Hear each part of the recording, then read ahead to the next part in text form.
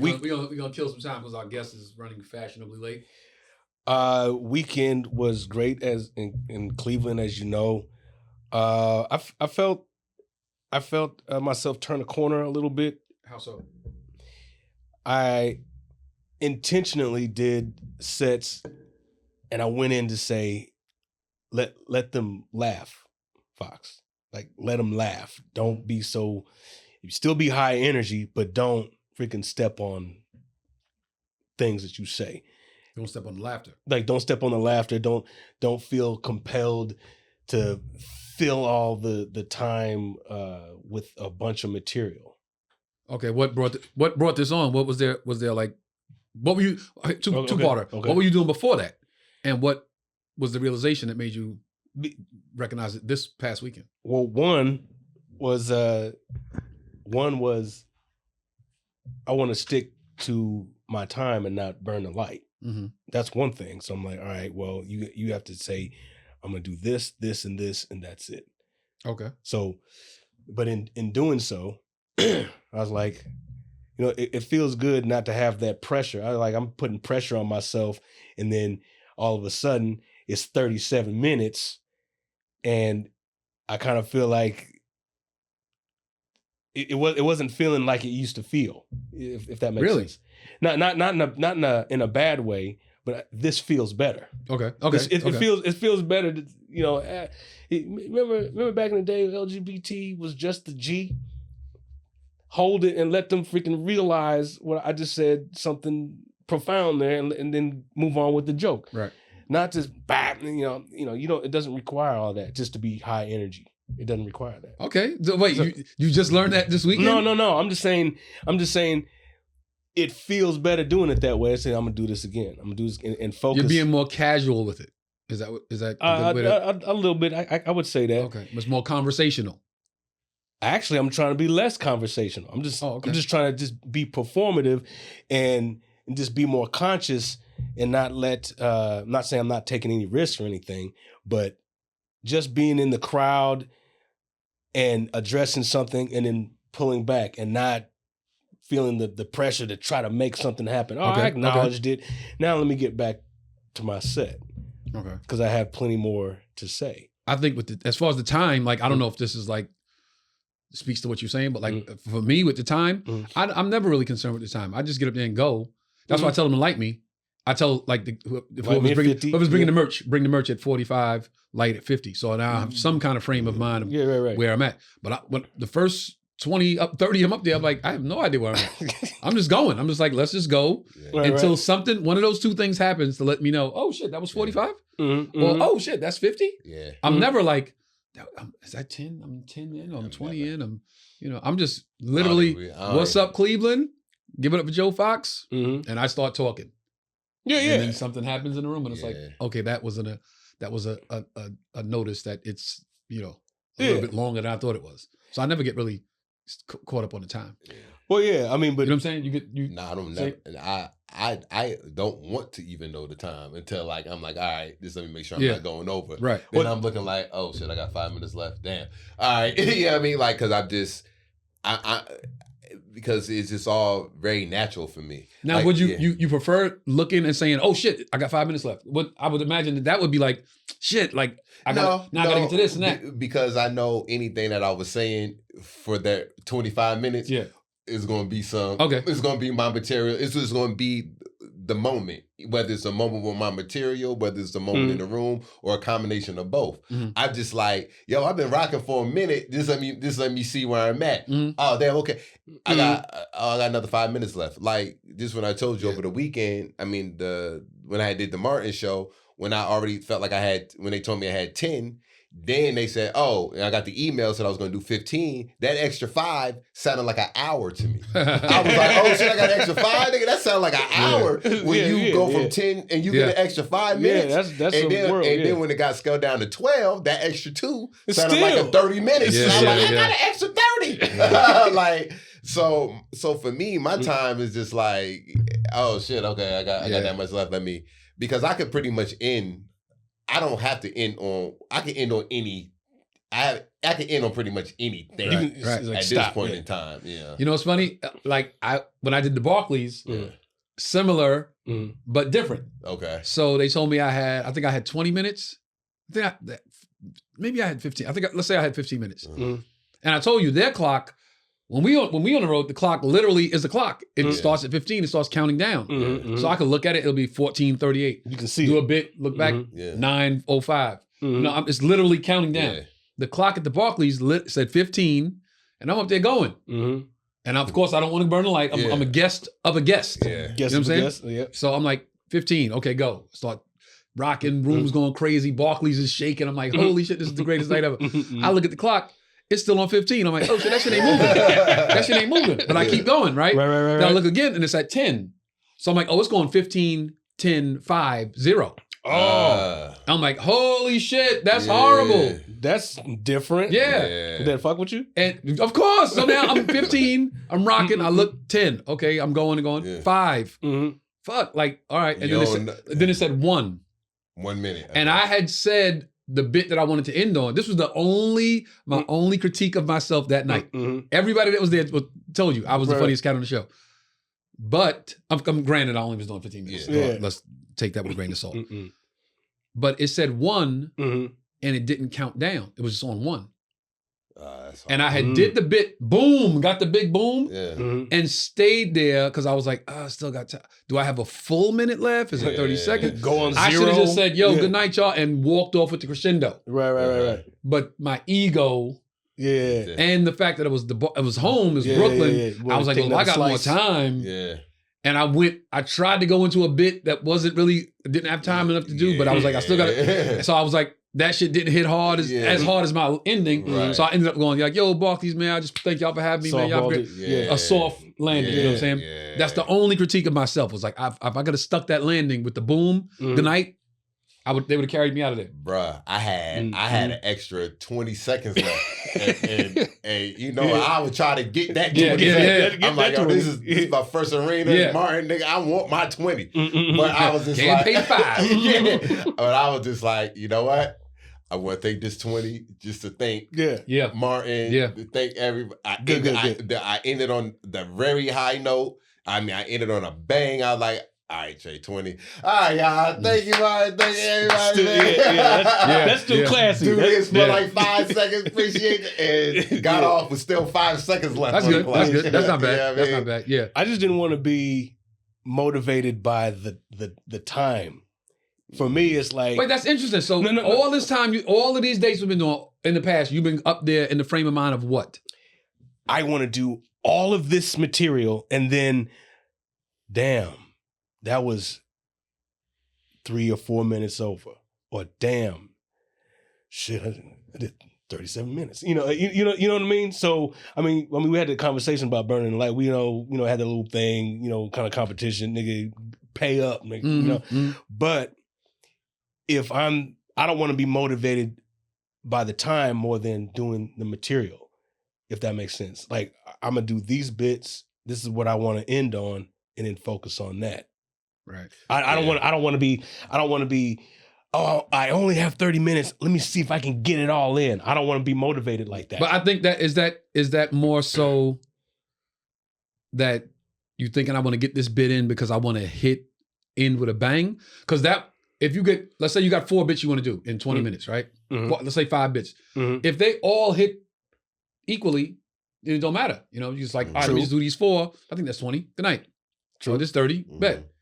So that sounds like, I'm doing this bit, it doesn't hit as hard as this one. This one's kind of weak. This one's kind of, so before I get off, I want to hit him with this big, good one because I didn't hit him. The last one wasn't a good one.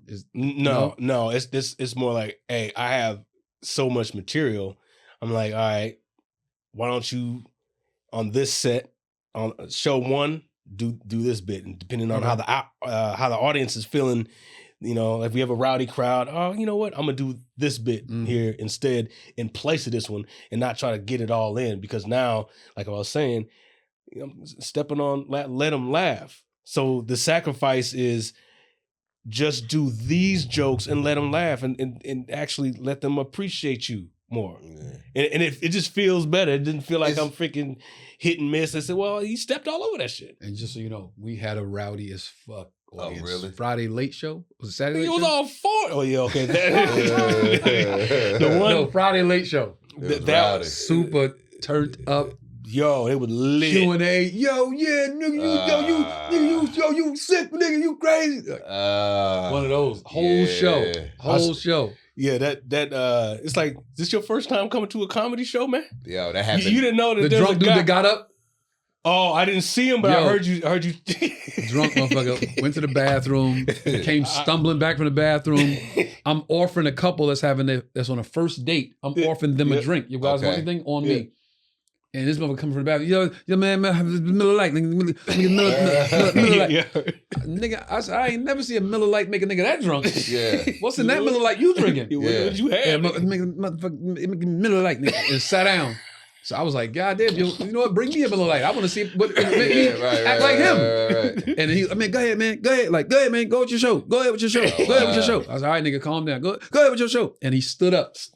And I was like, oh, bro, don't do that, bro. And he stood up and was like, man, go. And sat back, like, dropped back into the seat. I said, I said, that nigga body realized. I said, he stood up like he's going to walk up to the stage. And his body said, hey, nigga, that ain't Chris. Sit your ass down.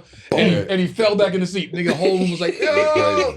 I said, his body made him sit down. Yo. And that happens. Like, when we was in Toledo, a lady was so rowdy. I had to address it. I had to be like, all right, God damn, like what is it that she wants? What do you want? Get her. It was so loud, and usually I'm good with ignoring it, letting it go, but she was so loud and so whatever, to where the other audiences members looking at her like, shh. Is our guest here? Yeah, that's him. Yeah. That's him. Yeah. Fashionably late. Yeah. Come on in. What up, brother? He said, brother. What up, brother? Have a seat. Have a seat. Let you get your mic set up and all that. Go ahead, man. Have a Captain Kirk Jamaican rum punch right there. Good stuff. It is very, very good. Shake that up a little bit. Shake that up a little bit first. Now be careful. Enjoy that. That's we talking about. Shout out our sponsor, Captain Kirk Jamaican rum punch. I'm gonna take all the free shit you give me. You know, even though I'm gonna pay about $1,000 to park, but it's worth it because I ain't seen y'all in a long. What's good, boy? How you been? Y'all, boy, you look still young. Yeah. Well, not Joe, but Joe, the youngest and the oldest, looking hilarious. Yeah, you know, where you been, man? I ain't seen you in a minute. Hey, man, I've been good, man. I've been, I almost started to rob people again, but I changed my mind on that. Yeah, okay, good. But I've been on the road, still slinging these jokes, trying to stay not in LA, but in LA. You know what I mean? As much as possible. This is hard. Yeah. You know what I mean? Rent is coming up now. I got a girl that want more money. Yeah. Oh, you got a new girl. No, it's I haven't seen you in a while. I don't know who the old one or the new one is.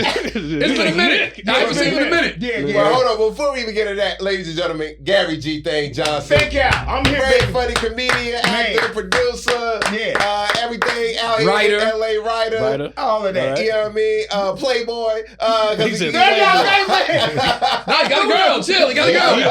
I know the bullshit was gonna start. You're married too. You know everybody. Yeah. I'll call the mayor.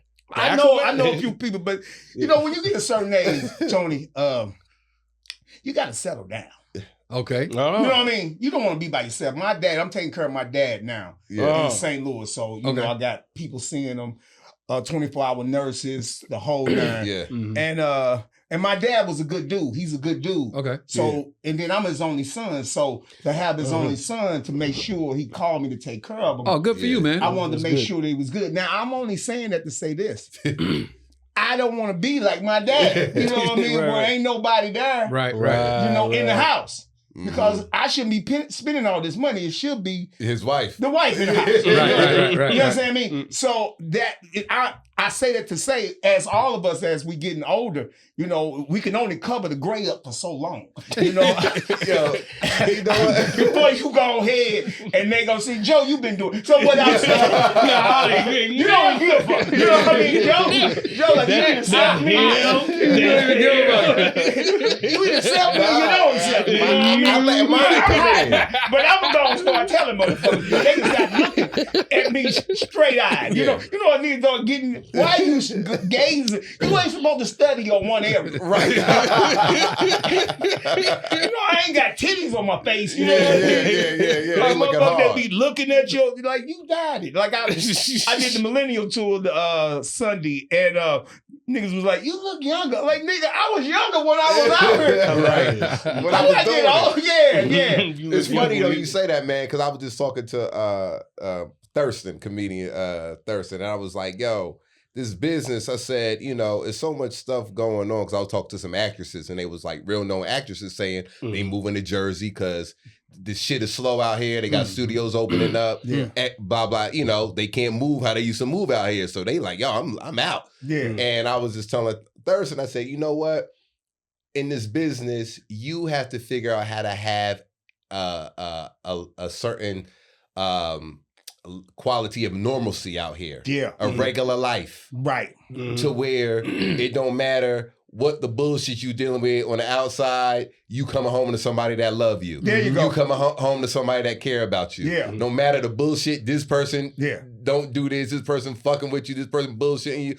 You coming home to a sense of normalcy and somebody that love you, care about your black ass or whoever. That way, when you out here dealing with the bullshit, it's like, all right. I'm normal. Yeah. But that person in the house that you coming home to has to understand when you leave the house, you're leaving the house and you're going to deal with a bunch of bullshit. There you go. Yeah. So when you coming home, it's like, I know you was dealing with bullshit all day. So this is your retreat from all of that bullshit. This is your comfort zone. Right. If you got to come home to bullshit, you know, like. But see, you got to remember, a relationship's still going to have that bullshit. Now, Trey, when you start the story, you said Thurston, right? Yeah. Who the fuck is he? The audience don't know him. I don't know. You know when you see him. You know when you see him. Okay. Y'all got the same hairstyle. Y'all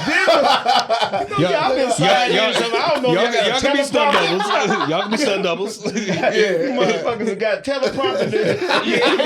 We're going to say this hit right here. When G say this, we're going to hit him with this. No, the whole thing about being out here, man, if you don't got to be out in this motherfucker, don't be out here.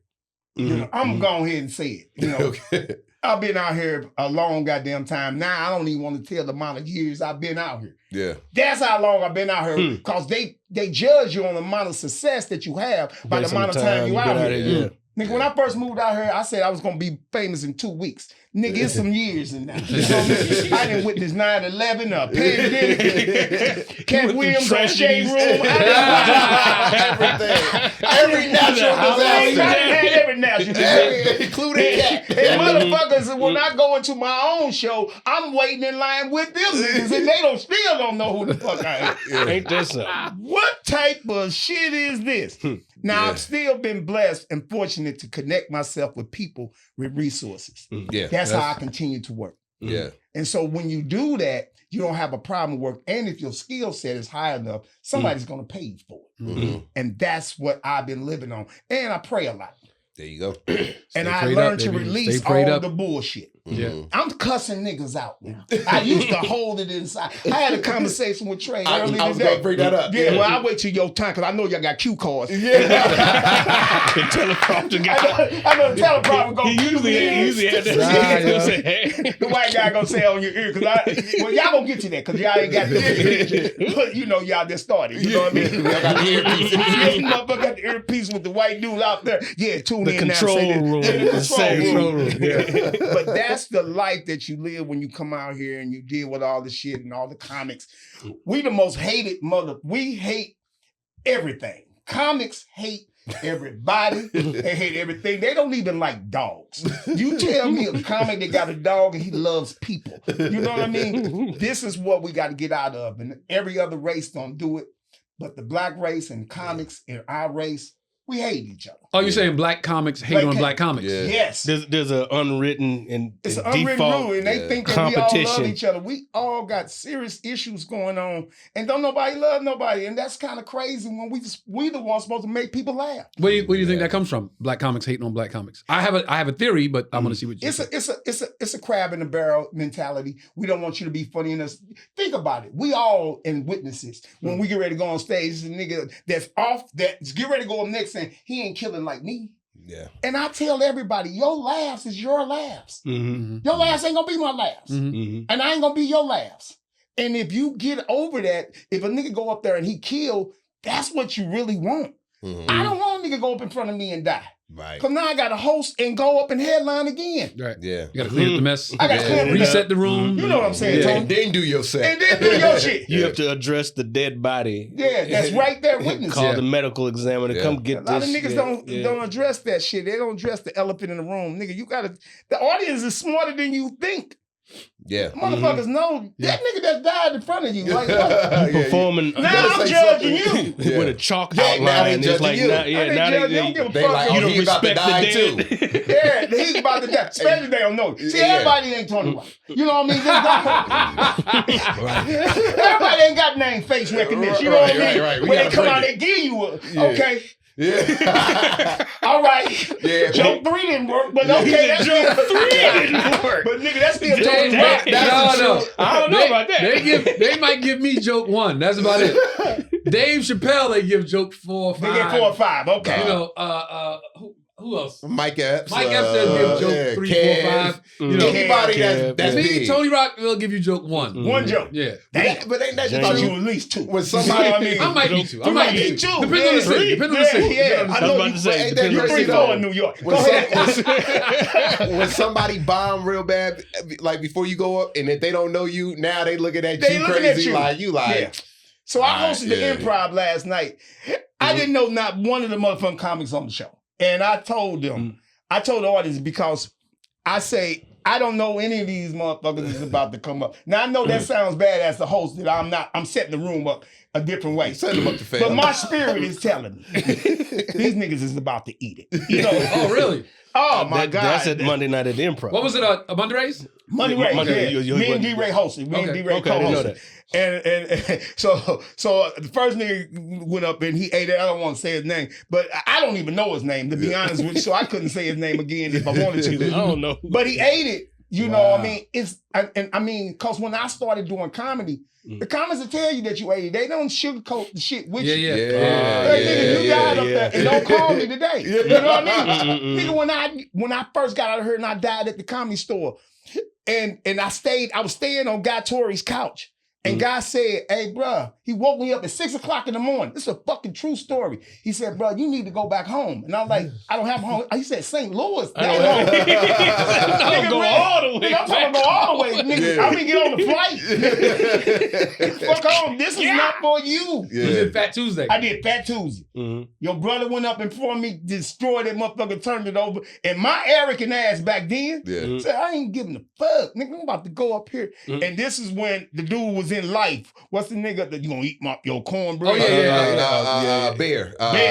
Bear said, I remember this shit like it was yesterday. He said, God, come get this nigga. Damn. Wow. Come get this nigga. Come get this nigga's the different kind. Hey, dog, I was sweating, nigga, not in my face, but my body, I had on a Coogee sweater. I got the picture to this day, nigga. I'm gonna put that bitch on the wall. Hey, nigga, I had a Coogee sweater on. You know, that's what Coogee was in. You niggas don't know nothing about that. But, nigga. I wore the same one every Friday to the club. Man, I was all sweating in the inside, and I said, this is crazy. I went back to Guy house knowing that something is getting ready to happen. and Guy brought you up. Guy was hosting. Guy brought you up. And he did not say he my homeboy from St. Louis. He said he was gonna wait. He told me this backstage. I'm gonna wait to see if you do good. And then I'm gonna say my homeboy from St. Louis. Nigga, I ate it so hard, nigga, and it scarred me. I would say, I'm not ready to be out here in LA. I'm gonna go back home, retool, get my life together, you know, and see can I come back out here and try it again. Okay, wait. So that's what started, and a lot. I'm gonna do breaking news on y'all show. And that's what started me being arrogant. Because I said, these niggas want me to fail. So in my mind, I'm gonna give myself the confidence, even though my act was not ready for it. So my act wasn't ready for me with the arrogance that I had. It was turning people off, but I said to myself, I ain't gonna let y'all defeat me. Yeah. And that's what started until God set me down and said, nigga, humble yourself, humble your spirit. Because motherfuckers ain't fucking with you out here. Yeah. You already ain't got no money now. Your girl took everything out your account, so I'm out here. I'm jumping a lot of stories, but nigga, this seemed like the green room. We're gonna get to all of those stories, but I have one question before we go to the very beginning. Okay. How long were you out here before that happened? Like, did you come out just for that spot at Fat Tuesday? No, or were you out so here, how long? I was out here maybe about 6 months. I stayed on guys' couch? Not on guys' couch. I was just in hotels, and my boy Ray Langford, who used to play for the Cardinals. I know Ray Langford. You know Ray Langford. I stayed at his mom's house in Ladera Heights, so he let me stay there for a while, and then I was moving around trying to set up residence out here. And then guys said you can come stay with me, and then you can do Fat Tuesday. Yeah. I had brought 2 of my cars out here because I had a couple of dollars back then. I had brought my Corvette out. I brought my Benz out. Nigga, I'm here. Yeah. Nigga, I got everything out here but an act. I got everything out here but the funny. And the funny ain't made it in my system yet. If that makes sense. Yeah. And talking to 3 comics, you know what I'm saying. Yeah. When the funny don't make it in your system and you don't find who your voice is, you just out here. Niggas, you're not hireable. You're not doing anything special. You're not doing anything different. That's when the towel came. Okay, wait. Now, let's put a pin in that right there. Okay, I'll put it. Let's go all the way back to the beginning, because from what I know, first let me give you your props. First, can I just speak friendly about you real quick? Yeah. You are one of those cats. I swear, it's a handful of comics in Los Angeles. When I walk in a comedy club and I see them, I know I'm about to have a great laugh. The last time I saw you, I don't even know if you remember this. We were at the Comedy Chateau. And you and I was sitting in the lobby, and you was trying to tell me about somebody. You was trying to tell me about a person, a comic, and you couldn't think of their name, and I couldn't think of it. Yeah, he was like, the dude with the shirt with the, and we was just running names. Yo, we started saying random comics names. You had to call somebody. Yo, we was in the lobby dying, laughing. Show going on inside. And he was like, yo, what about and I'm like, is it and we just like, throwing random names. Man, son, I laughed. Yeah. Remember, I think I ran out the door at one point.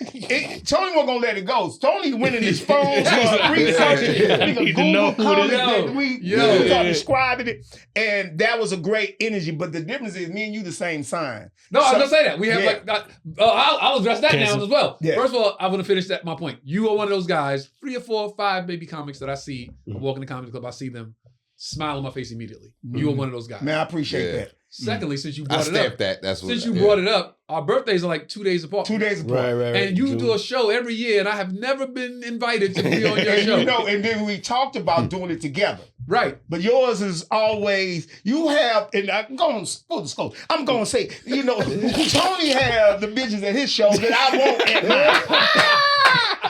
So I've been angry about that. And then I watch his shows. And then I see all the people that's in his show, so I see him post the post. You know what I mean? I'm like, this bitch didn't come to my shit. I had enough for this weekend. What shit is this? So I said, you know what? I don't think I'm gonna join my show with Tony. You know what I mean? I don't think it's gonna go off because I don't like none of his bitches at his show. Yeah, but I and they only could do 2 shows in one show in a week. Wait, hold up. Did you guys know each other? Only in passing. I don't think we've ever like. What? He from St. Louis. You from St. Louis? Yes, sir. John Grimes. Yep. Man, what's up, man? Nice to meet you, man. Yeah, you live out here now? Yeah, I live out here. Oh, another nigga. We crazy from the crib. Yeah. We briefly had that conversation before you got in. It's like before we moved here, who preceded you? From St. Louis, who preceded you, and that's out here doing it, still out here, fire, whatever, doing big things as we imagine them to. And from Dallas, I can't name nobody that's far ahead of me, like the OG from Dallas. I know some Houston cats. That's about it. Yeah. But out of Dallas, the people in my class. in my class, in my age range. Now, there's some cats that's out here that's doing it that's richer than me. Mm-hmm. And then I'm gonna leave it at that. I love that. I love that. I love that. Yeah, they don't. I love that. Yeah. So you knew who they was. This cat out here that's richer than me. Yeah. You get what I'm saying. Yeah. So I ain't gonna say nothing because this ain't the shade room. You know what I mean? We gonna make it. Green room. You know. And I can see right now you motherfuckers ready to piece some shit together. Wait, so we gonna go to the beginning because from what I remember hearing about you from back in the day. You started out as a comedy show promoter. Correct. Okay, so we're going to go beginning. Give us Gary G. I started off, so I had a liquor store and a beauty shop in St. Louis. Okay. So making a ton of money, making tons and hands over fist money, you know. And so what I did was I started booking shows. I started booking the DLs and the DL gigs. I started off in the hotel rooms. Okay. So I started booking them and selling them out. It was like, and the name of my company was called the St. Louis Comedy Jam. So we were selling those shows out, making tons of money. And so I started booking the big name comics and I started taking them to the pageant. This white dude named Ray Powell, not Ray Powell. Powell was his last name. Okay. He was a white guy and he owned these venues. He owned the Fox Theater, he owned the Riverport Amphitheater, and he owned the Westport Playhouse. All in St. Louis? All in St. Louis. That's in that little area where the Funny Bone is. There you go, the Westport Playhouse. Yeah. So what he did was I was selling these shows out in the hotel, and what he said was, how are you getting this urban market? Because they call it urban. Right. How you selling out all these shows and nobody know none of the people? You know, this is when you can put you can do a comedy show, and they just have to be on Comedy View or Def Jam, and you would sell the show out. Well, anyway, I got a niche on it, and I started doing all the holidays first, selling out all the holidays, the Valentine's, Easter, New Year's Eve, leap year, all the holidays, Groundhog Day, all of that. Then he started letting me do his venues for free. He said, I'm not going to charge you. Just bring your shows to my venue. What was he getting, like bar? He was getting bar and the food. You got tickets. And I got tickets. I had to pay everything. I had to pay for hotels, flights, all of that. So then I got so big at it, I started doing them at the Fox Theater because he owned the Fox. So the show, I had Adele, Samoa, DL. I had Bruh Man and Carl Payne. I did that theme. Yeah. Because Martin was big back then. Yeah. I did that, sold that out. We was adding seats to the Fox Theater. That's when I said, whoa, I want to go, instead of bringing all these niggas to my town, I want to get my name big. Yeah. So that's what caused me to move to California. And see, can I get my name big enough that I don't have to bring all these names and I can be the Tyler Perry of St. Louis? You didn't do stand-up in St. Louis? No. I started at the Funny Bone. You didn't even host? I hosted at the Funny Bone. I hosted my show. I hosted one show at the Westport Playhouse, and I brought DL, and DL was the headliner. And the nigga that I sold the tickets to that in my beauty shop, this nigga heckled the fuck out of me. Sitting up front, he killed me. Like, nigga, I had no comeback. So I said, this ain't working out for me. So I went and started doing open mic at the Funny Bone, fine tuning. To be the true honest, I really started in California. Really? My true skill set came from out here, the mixed nuts, the improvs, all of that. That's how I found my voice out here. Even though I started in St. Louis, but I didn't really know the skill. Okay. So the goal was to leave St. Louis, come here, build your name up, go back to St. Louis and just do your shows. And do the shows. Yourself. Myself. And I can just bring anybody. I ain't have to have a real big name. My name alone presents was gonna be it. That didn't happen that way because me and my girl broke up. She ended up cheating on me, selling all the shit out of my house. This true story, taking all my cars, taking all the money out my house, out my account. I ended up stuck out here, homeless. Wow.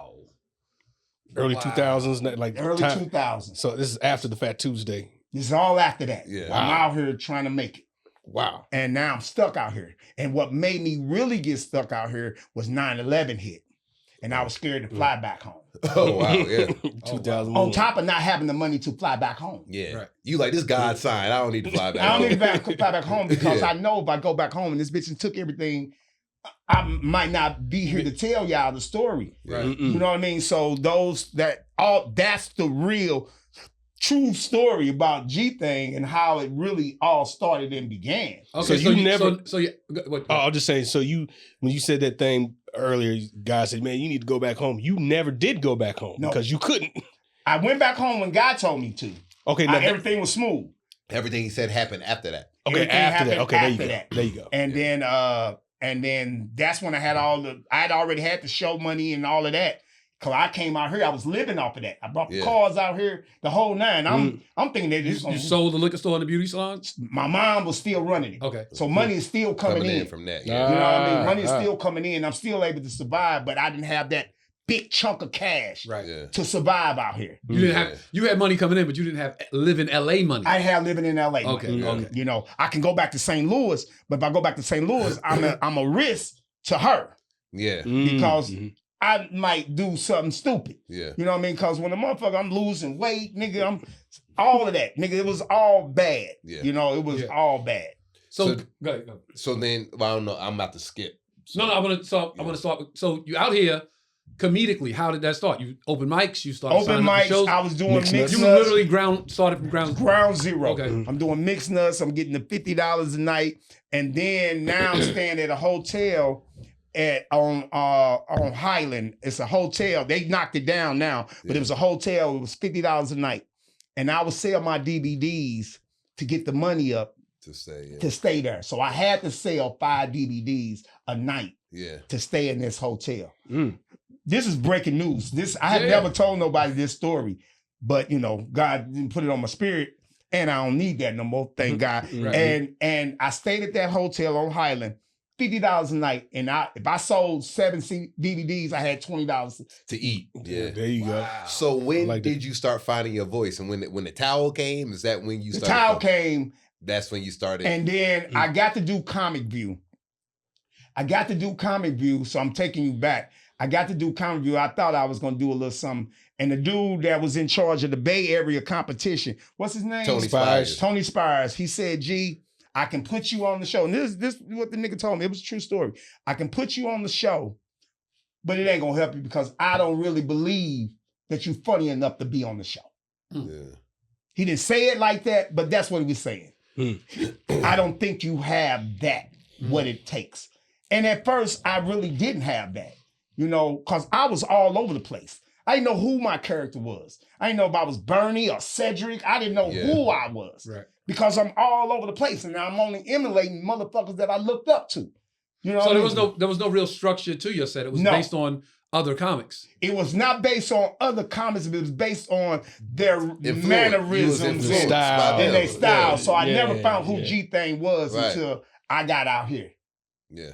And that's why you will hear certain rumors that he's doing this and he's doing that. Because I really didn't know who the fuck I was. Is that also where some of the beefs with other comics came from? Because I know quite a few comics have had issue with you over the past. Is that where some of this? Yes, that's where some of that came from.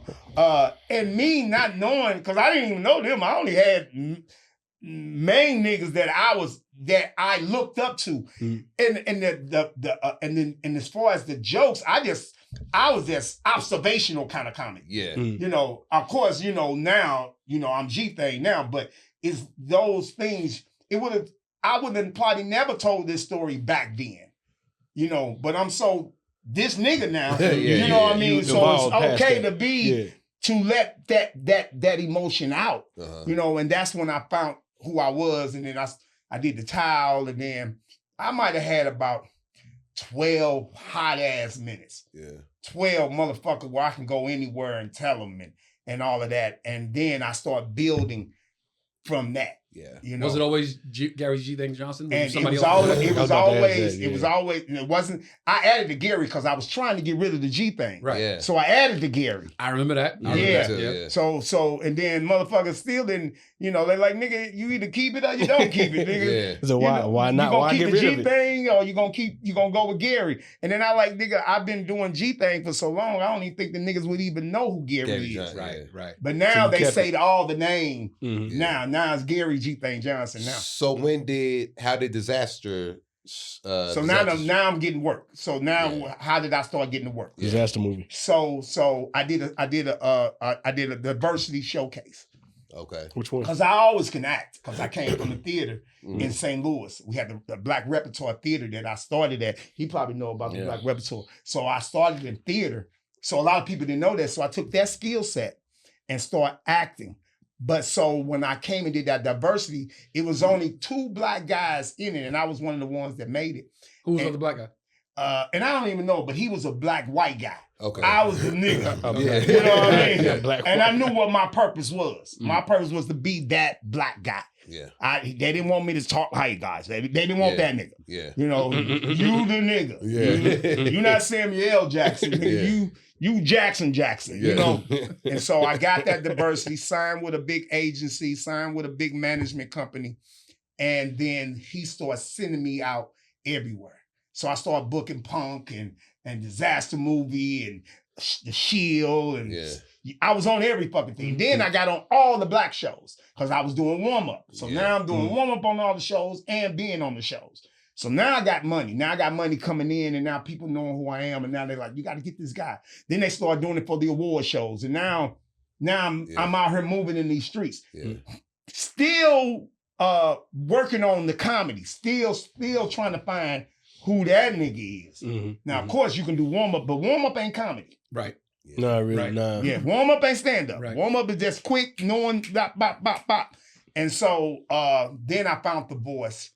And now, you know, motherfuckers like, I want to book you. I want to pay you this. You know, I saw you on this. I saw you on this. So I started doing reality shows. And so now the rest is what you say is history. You know, and now you find your voice. We had an interesting conversation on the phone today. And, you know, when you were saying earlier about, you know, when you became arrogant and you felt like some of that may have jeopardized maybe some of the relationships with people and certain things like that. So, and, you know, we talked this morning and I was like, when I said Tisha had gave you a great accolade on for helping her with a stand-up. For helping her with her stand-up on the Jennifer Hudson show. And then we got to talking and, you know, there's some issues between me and her. Right. And when I was expressing certain things to you, I was like, you was like, you know what, Trey, sometimes, you know, you got to pick sides. But you was like, but I understand you not wanting to pick sides. I said, gee, I'm at the point in my career where I can't afford to pick a side. Like, if I could be cool with everybody, I'm going to be cool unless you really do something to me to make me be like, fuck you. Yeah. I'm not going to just be, if 2 people are together and they ain't together no more, I'm not going to just be like, okay, well, I'm on your side. I'm on your side. And not to bring up Tony's name again, but it's, you know, everybody don't have that name recognition where your team is bigger than the rest of the niggas' teams anyway. You know what I mean? So nigga, fuck you. You know what I mean? Then you can pick a team. And that's just reality to it. You know what I mean? You know, that's why he don't give a fuck what he says. You know what I mean? Because he just don't care. You know what I mean? Because his team is bigger than your team. You know, and that's all makes sense. And so when I tell you know, you right, you ain't in the position yet to start picking sides until you get to a point like me, you get older, you're like, I don't give a fuck, man. I mean, I'm there now with that situation, but in the beginning, when you caused it, I was like, I'm just, what I do? What did I do? Did you read books already? Why you say that to me like that? And in those situations, like I said, you know, I've been on. I'm gonna see you tomorrow, okay? I didn't been on the side where I done messed up teams. I done messed up relationships. But you started getting arrogant and you burnt bridges, what you said? Or I did. I burned some damaged relationships, you said? I said it was damaging relationships. It was damaging relationships, and then Black Hollywood stopped fucking with me. So you do know that. You do know that, like, you were the guy that came in the club and other comics was like, me and Moranzio had this conversation one time, because Moranzio's a bitter motherfucker. We all know this. And I said, yo, man, I took him to lunch one day. Yo, stop being that guy. Stop being that guy when you walk in the comedy club and all the comics are having a little powwow. They look at you and go, oh man, this nigga. They all disperse. You were that guy for a while. You were the guy that comics was like, don't stand near him. Don't be, don't really, you know. Because he's going to fuck up your reputation. So you do acknowledge that. Absolutely. And where do you think that came from? me. You gotta grow up. Yeah. You gotta stop being a fucking kid. Nigga, everybody gonna cater to you and everybody don't know you. Yeah. And you ain't that nigga. Yeah. You know what I mean? You ain't got that money. You ain't got that kind of money in the bank. So cut it out. So to be honest, mine came biblical because I'm so spiritual. And a lot of people don't know that. And when God set me down, he said, dude, what are you doing? You ruining yourself out here, the little bit that you got going on. Wait, just to be clear, you said God set you down. Did something happen? Yes. I got ill. Oh, okay. Okay. See, I didn't know that. Okay. Yeah. Okay. And why I'm ill, he and I'm in the house and he set me down and he said to me, he said, this is what I need to tell you because you all over the place. And when he set me down, he said, I need you to grow up. Why are you so upset with people? Why are you posting this? Why are you posting this? Why are you people don't give a fuck. Now, of course, Jesus and God didn't say that, but that's what it really was. Yeah. And then I started to say, so when I come in the club now, it's like, nigga, what's up? Like, that's why you see me speaking to everybody. That's why you see me happy. That's why it's like, I ain't mad at you. And if I was mad at you, I ain't mad at you no more. Yeah. You know, and that's how you grow up. Because once Black Hollywood stop fucking with you, because white Hollywood only fuck with you because Black Hollywood fuck with you. They want that. And then it goes the other way around too. Then it goes the other way around. It's like a full circle. Yeah. Black Hollywood don't fuck with you, white Hollywood. White Hollywood don't want to fuck with you, Black Hollywood. Yeah, you know what I mean? that's the game. And so when I start and motherfuckers not taking my calls and not picking up, and then I see them and I can feel the fake spirit. I'm like, oh, these niggas is not, they're not fucking with me. I'm done out here. You know, and then I hooked up with Bentley. And shout out to Bentley. Yeah, shout out to Bentley Kyle Evans. Shout out to Bentley. Dude. I gotta actually give him a call. Good dude. I'm gonna get him on the show. One of my homies, he would love it. One of my homies a couple weeks ago was at the factory, and he called Bentley, but I thought he was calling somebody else. So, you know, if your man hand you the phone, somebody hand you the phone, you think it's me, you're going to talk different. It's me. Yeah. But it might be Fox. Right. So he like, yo, my man SP outside the factory, yo, say what's up. I thought he was calling my man Spin. Him and Spin are tight like this. So I picked the phone, I'm like, yo, what up, boy? And I'm thinking it's Spin. And I look at the number and it says Bentley. So I'm thinking Spin's government is Bentley. How about that? So I go, oh shit, what up, Bentley? What up, Bentley? Thinking Spin's name is Bentley. Yeah. But it was really Bentley. Like, why is this nigga making fun of my name? Yeah, what's wrong? So he's like, who this? I'm like, it's Tone. Nigga, Tone Rock. What up? Thinking I'm talking. So he's like, hey, now he's being Bentley. Hey, how you doing? How you like, doing? What up, nigga? Where you at? Like, I'm at home. So when I handed him the phone back, he's like, no, that was Bentley. I'm like, oh, nigga, why you ain't? So now he walking around right now as we speaking, thinking like Tone was on some bullshit that day. Right. So I just want to give him a call, like, yo, bro, I thought it was somebody else I was talking to. Yeah, no, I might have fucked myself out of 2 movies. Yes. Well, at least a TV show. At least a TV show. Like he ain't doing movies yet, but at least a TV show. And so he gave me my own TV show called Grown Folks. I did it with Jay and all of those, and Karen White. I mean Karen. Karen she married to the director. Karen. God dang it. Yeah, well, yeah, Karen. Yeah, and that's sad. Can you edit her? Can you edit your co-star? Can you edit the name? Your co-star? No, my co-star was Tracy Sherelle Jones. Tracy Jones. Yeah. Okay. Can you edit it that I said? Yeah. Wait, who's Karen? Karen is the light-skinned and fine chick. She played Jay. She played Jay's wife, but she married to the director dude. They got 3 kids and all that together. Okay. Yeah, I know you're talking about Leslie something, but they so he gave me that show. We'll fix it in post. Yeah, yeah. I know the white guys, they fixing it right now.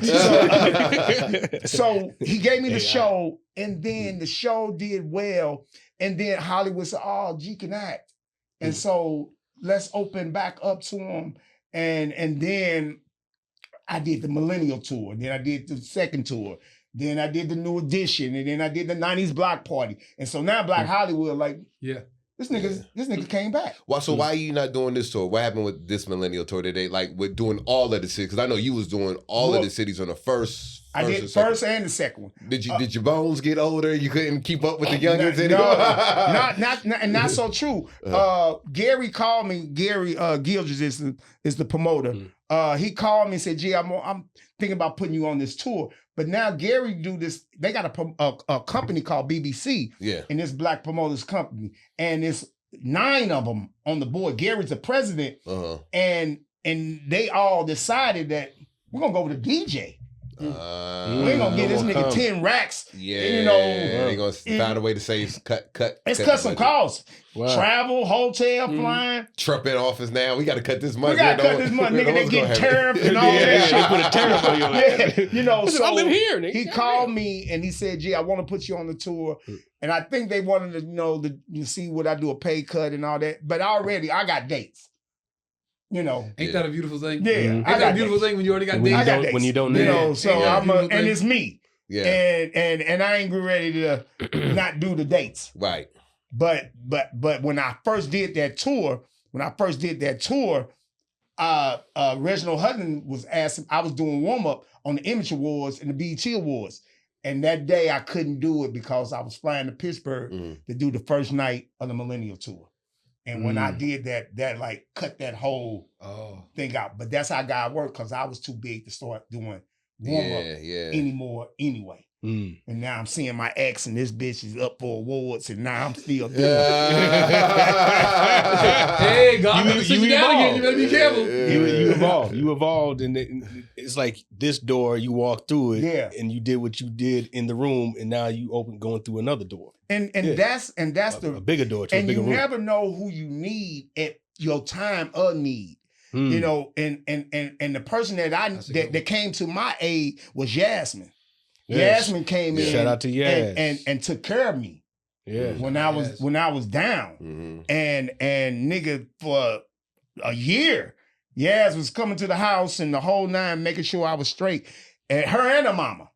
So I never forget. Were they eating your snacks? Yeah. Well, I had to feed them. And I don't get it. It was eating your snacks? Nah, Yas comes over and eats my snacks. Well, Yas like eating snacks. But the difference is the way you never know who was I gonna call. You know what I mean? And God said, I'm gonna send you somebody. She sent you the right person. And you was almost where your daddy was. You was almost at that point. I don't got nobody. Be your dad. Yeah. You know what I mean? But my dad got me, so he knew that I got an only son that will come and because he a businessman. Because people know I'm a businessman too. So I knew how to handle business. So I knew how to take care of all his business and all his doctors and all of this shit. But on top of that, I know how to get the help that you need. That's funny. My brother said after 9/11. He said, I decided to have kids because I'm looking at this. So on every channel, everywhere you look, and he's like, who the fuck's going to dig me out? He didn't have kids at the time. He's running around being a playboy with his money. Like, I'm looking at this shit like, yo, who would dig me out? That part. Who would dig me out? He's like, I gotta have kids. You probably got a bitch pregnant that right after. So like, you know what, fuck, I ain't gonna even tell nobody, but I'm having a son. Shit up a club right now. Yeah, I don't give a fuck what you say. You know what I mean? So that's life. And if people don't start growing up quick, because life is too short, you know, I mean, to not enjoy this vessel that God had put on you, you know what I mean, and have fun. Earlier. Why I'm angry with you, and this. What the fuck am I mad at you for? You know what I mean? Nigga, I gotta wash in the dryer. You know what I mean? And listen, you gotta joke about that. Oh, okay. And sometimes you have a right to be angry, but as long as you communicate it, or if you got the issue, you have to just talk, had a conversation. Yeah, express it. That's what I always say. That's what I was telling you about the situation. With Tisha. Yeah, just talk to me. Yeah. And you talk to me. You talkable. And you one of the few cats that I call all the time. I call this motherfucker. He tell you? No. I call him all the time. Yeah. Nigga, when I'm ready to go on stage, I call this nigga right now because his spirit means he want me to win. This nigga spirit wants me to win. I got a lot of friends that does stand up. Damon is my good friend. Damon Williams. Shout out to Damon Williams in Chicago. Oh, that's the homie. That's the homie. Yo, Damon will put a bag on you real fast. Yeah. Damon will call you with a bag. Yes. And give you everything in that bag. You getting it. Yeah. And then he's another one that I will call. Because I call him to do my special, but Nigga was working with Tony. So nigga turned down that little money on me. Congrats on that, by the way. I don't know how much he get. Can you get the budget up a little bit more? But he was so, and then after I shot it, he started before I think I already shot it. He started punching up because this nigga here. Just his spirit, once you start talking to him, that nigga comes up with shit. The nigga be tagging shit. I haven't gave him no credit for none of it. You doing it now. You doing it now. But this nigga's a tag genius. You hear me? I do a joke. What that joke I do, nigga, about the ring, doorbell ring. Yeah. This nigga tagged that motherfucker up so good, nigga. I like... I'm gonna call you tomorrow. But you know where that comes from? That comes from us just having regular conversations over the phone. Yeah. You know, not like at the comedy club. I'll listen, whatever, but it just comes from the natural talking. That's how I write. Yeah. I write regular conversation. Yeah. I write. So when we talking and you like, and you just saying whatever funny shit you say, I'm like, hey, nigga, you should do this. You should do this. Yeah, you should do that. You know what I mean? That's what makes it come. And that's what made it so easy for me to drive way where I live at. I live real close to this bitch. And I knew it was on Sunset, so I might have to pay. You know what I mean? And I know they ain't paying. So it might be a long, but everybody in the room I like. Yeah. Everybody in the room I like. But I like everybody now. But I really like you. Didn't always like everybody. I did not. Wait, I like what you were talking about just now, like him being able to contact another comic. Mm-hmm. So when you started out, who were some of the guys like that just come to the forefront of your mind that were very influential in helping you out? My guy was Tracy Morgan. I was his opening act for several years. Of course, my brother, a bunch of New York cast that helped me hone my skills. Who was those guys that helped you out? And this gonna fuck you up. You could say right now, like, this dude was very influential. And I gotta say, and this name gonna come out the mud, out the blue, but Rob Man. Me and Rob Man moved out here at the same time. And Rob Man, when I would bomb on stage, I would go to Rob Man house. And Rob Man be smoking these Black and Milds. And I'll just tell me, he was so good at calming me from jumping off the ledge. He was so good. And like, nigga, all you gotta do is twist that and turn that around and you can do this. And that Rob Man was one of them. And JJ from Atlanta. From the City. Yeah. Them two cats was my cats that I was able to talk to, call all the time. And that also was ones that I booked all the time to come to St. Louis too. So those two were really good at, nice. And I learned the confidence and the swag, and I got that from Mike Epps. Okay, yeah. Because Mike will be in the back room shooting dice, nigga, not going over nothing. Yeah. And still go out there and shit on niggas, still kill. So I learned that whole, that mental, it's all, comedy is a mental game, and that a lot of people ain't strong mentally, to do. Because if you ain't strong mentally, and when any opportunity, a fuck up comes, and you just sitting up in that motherfucker like, well, where do I go? Yeah. I've always, I'm not to toot my own horn, but I've always been that guy that's like, I feel like I could just do it at the drop of a hat. Like you said, Mike back there shooting dice.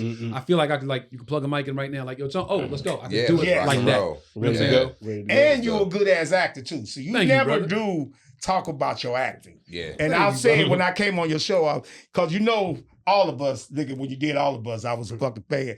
And I did the one episode. I was like, this nigga Tony ain't even, he the only nigga off book. Everybody else got the book in their hand in rehearsal, because I was doing warm-up. Yeah. Oh, really? All of us. So I saw the rehearsals. Yeah. Because All of Us was one of the shows that I got to go eat at.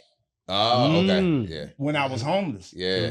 Dwayne and all them would let me come up there and eat. Yeah.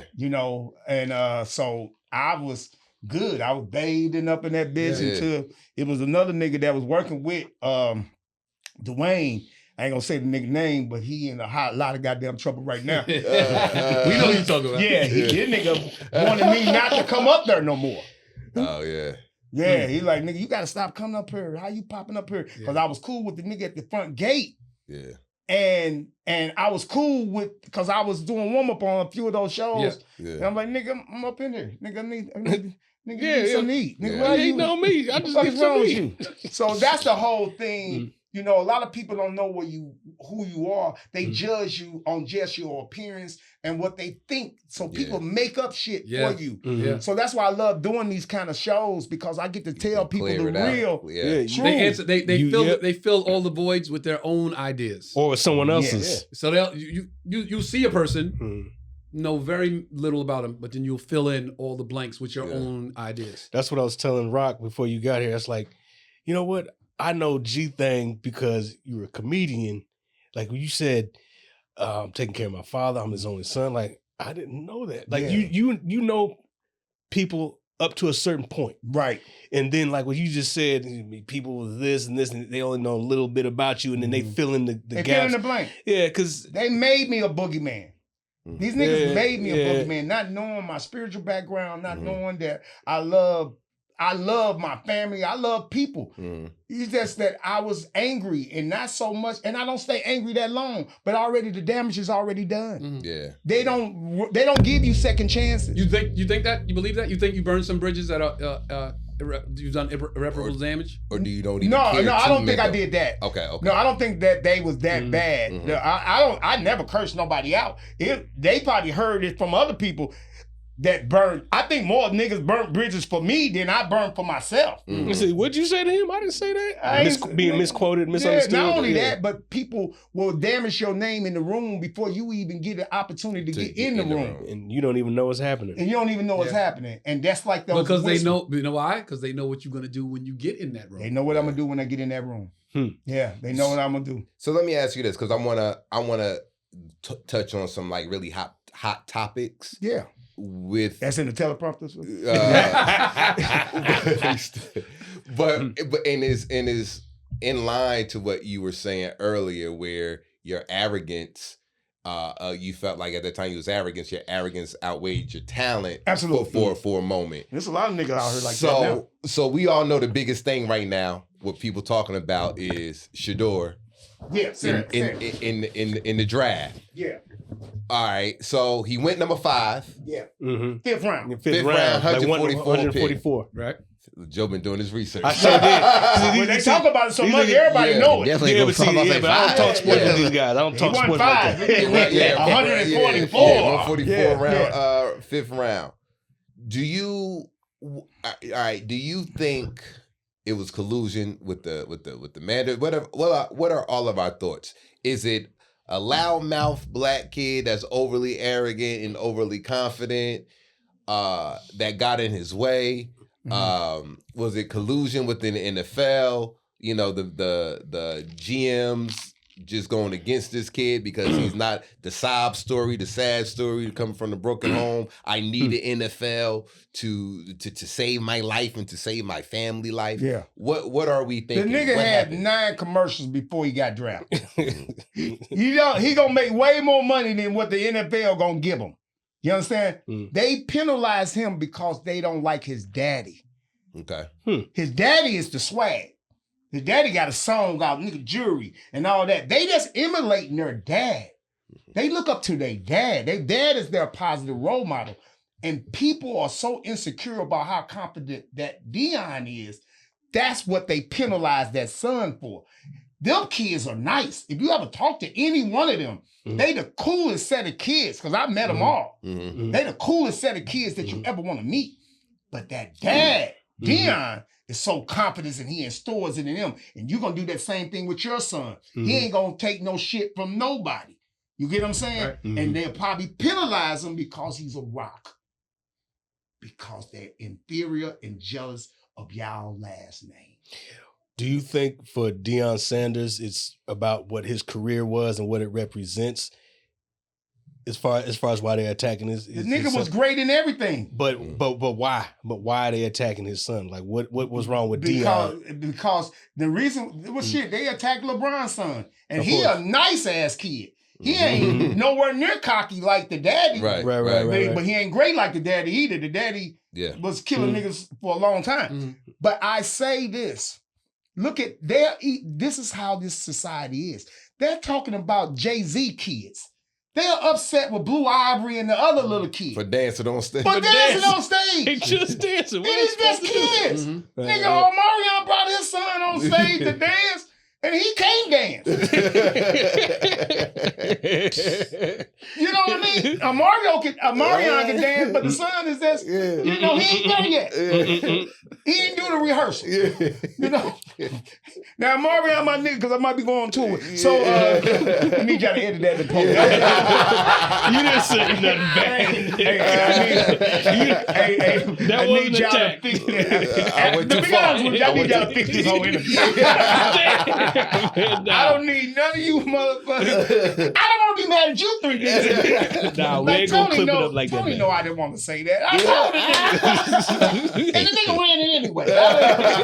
Someone got 1 million hits. What do you think, Robbie? Shador Sanders? Yeah, I think that's a humbling. I think that the owners humble them. Text each other, group chat over the air. Hey, dog, if his daddy think that he could choose where his son could play, show his ass how we don't need him at all. I thought they was gonna make his ass wait till Sunday. I thought he was gonna be able to go to church and then get drafted. That's how long I thought he was gonna wait. But to make you wait 5 rounds, all 32 teams said no 4 times.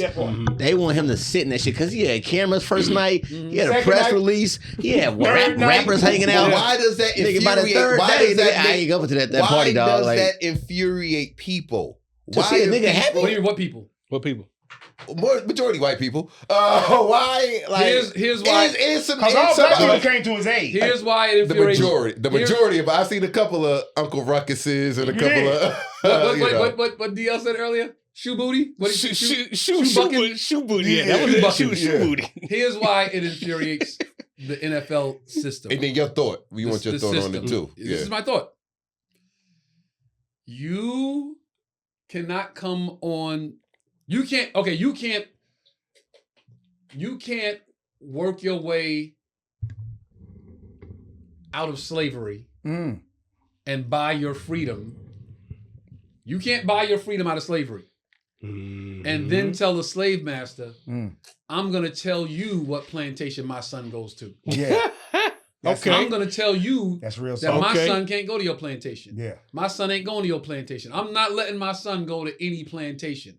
I'm gonna pick and choose what plantation my son go to. These are the 6 and they're like, really, nigga? You gonna tell us Yeah. what plantation your son going to? Yeah. We have all these niggas come into Indianapolis every year and jump as high as they can and run as fast as they can, and we measure their chest and measure their height just like we did with the slaves. Yeah. And then we decide, hey, we're gonna get that slave, we're gonna get that slave, we're gonna get that slave. And you gonna sit there and say, I'm gonna tell y'all what plantation my son going to. You just got us a plantation. That's how a they little hear. while ago. Yeah. You just bought your freedom 2 weeks ago. Yeah. And now you telling the slave master what you ain't gonna do. Your ex-slave master. Word? Okay, we'll show you that we run this whole fucking thing. Yeah. I think the advantage that Shador had, that he made so much money in college. He's a good looking dude, no homo. Fly as fuck. Flyer than his dad. You know what I mean? And he's marketable.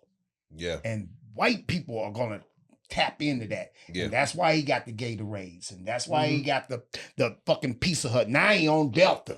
Yeah. The nigga ain't even signed a contract yet. And they saying, okay, we're gonna fuck with you. And that's always been the dynamic with black people in America is white people that see dollars are like, yo, we don't give a fuck. We gonna make some money off this nigga. Yeah, we gonna make some money. And then there are other white people that's like, yo, he's a nigga. Yeah. We don't give a fuck about how marketable he is. He black and we white and we run this shit. That's that's always been the back and forth. Yeah. I think I like how you put that. They didn't like the fact that Deion's going to determine what plantation that he got. He said, there's teams I will not let him. That was right on his trouble when he said, you ain't going to some teams. You the dude to the 4 niggas sitting in this room. Right? You ain't the dude. To all them 32, 28. 32 owners. Yeah. And the 32 owners, them niggas is friends. So you can't say fuck the Jets. Nigga, the owner of the Jets is cool with the Dolphins owner. He cool with the Pacers owner. Those are the same guys that said, yo, Colin Kaepernick will never play football again. And he did. Half of them teams needed a quarterback. So and they said, yo, we said he's never playing again. So every owner said, make that nigga wait till Saturday at the earliest. Yeah. And even the teams that needed a quarterback was like, yo, we can't just no, all right. He draft another quarterback in front of him on purpose. I think the larger issue is this, because I've heard people different comments saying, "Oh, it's not about this. It's about his attitude and all this other stuff." He's like his dad, and I think that, like, how do you call him an uppity Negro without calling him an uppity Negro? But then here again though, it's like they saying all these things. He was hiding behind. He was throwing a rock and he was hiding. We don't never know who said that to all these owners. Yeah, unnamed sources. Unnamed sources is code for the racist person that we don't want to tell you who they are. We don't want to tell you who they are. We don't want to fuck his reputation. And just so you know, okay, nobody in sports is cockier than a fucking quarterback. Yeah. Okay, I played quarterback, nigga. That part. I've talked all the shit in the world. You want your quarterback to be cocky. You want your quarterback to need him to have a certain amount of confidence. Any given Sunday, Willie Beeman. Jamie played that shit. But here's the key. You do know that the other son fired Deion. Yeah, and signed with Drew Rosenhaus. Yes. Said, nigga, you're not and got drafted right after 30 minutes afterwards. 30 minutes after. Fired him from being Deion was his he was his agent. His agent. Wow. Yeah, wow. So is Deion Shador's agent? Deion was Shiloh's agent. He said, Pops, I'm gonna ride this out myself, and signed with Drew Rosenhaus. And within within an hour. Easily. So Shador's still with Deion? So who represents Shador? The dad. Well, he should have cut it loose of the dad long time ago, just like him. Part two. Yeah. And here's the funny thing. Look, this is so dope. I'm so glad we brought this up. So I text my brother, Chris, and I said, the problem with Shador is Deion is so closely, entangled in Shador's career that if let's say you drafted in the first 20 picks, right? You drafted in the first 20 picks because your team is shitty, right? Yeah. Correct. Most of the time, because sometimes some people trade up, but most of the time, if you draft them within the first 1 to 15, your team is shitty. Right. Yeah. So now the season starts, and you have Shador on the bench, and your team is already shitty. That's why you drafted early, and you're losing 3 or 4 games in a row easily. And now everybody's like, "Yo, put Shador in," right? But now the coach is on the hot seat. Who do you think is the first person they're going to think of to hire as their new coach? We got Shador sitting here. Deion's going to come in and bring so much more fanfare, so much more eyes, so much more money. So you realistically, if you're a coach and you draft Shador in the first round, you are drafting your successor. Yeah. You are drafting the guy that's going to take your job. Yeah, I told my brother that. And about 2 hours later, Stephen A. Smith texted my brother and said, honestly, I don't think it had anything to do with Shador. If you're an NFL head coach, drafting Shador meant you were more than likely also drafting your replacement in Deion. If Tomlin, Steelers, drafts him and they don't win the Super Bowl, Deion will immediately be the coach next year. Wow. Yeah. If Deion was a bad coach, Shador would have went in the first round. So you think they saw that coming? I said, saw that possibility coming? The same fucking thing. Me and Stephen A. Smith was here. It was a package deal. You guys should do it. It was a package deal. Yeah. And so that's why coaches were afraid of that. That's why Shador should have got rid of his dad. And I love Deion. Deion, like my favorite. Yeah. He my cat. You know, him and Bo Jackson, greatest athletes ever in my life. Mine too. Yeah, enjoy. So Shador is the young boy, the youngest one, or no? Shador's the youngest. Shador's younger brother. Yeah. Shador's young. Shador is Shiloh. And he played defense. Yeah. Corner. He played corner. Free safety. Yeah. So what do you say to the people who say that it's not about race? It is about race. The whole world is about race. Yeah. So I got neighbors that live next door to me, and they're racist. You living next door to the racist. I got neighbors. I got neighbors. I got neighbors next door. I got neighbors next door. You know who says that mostly is not about race? Are the white people.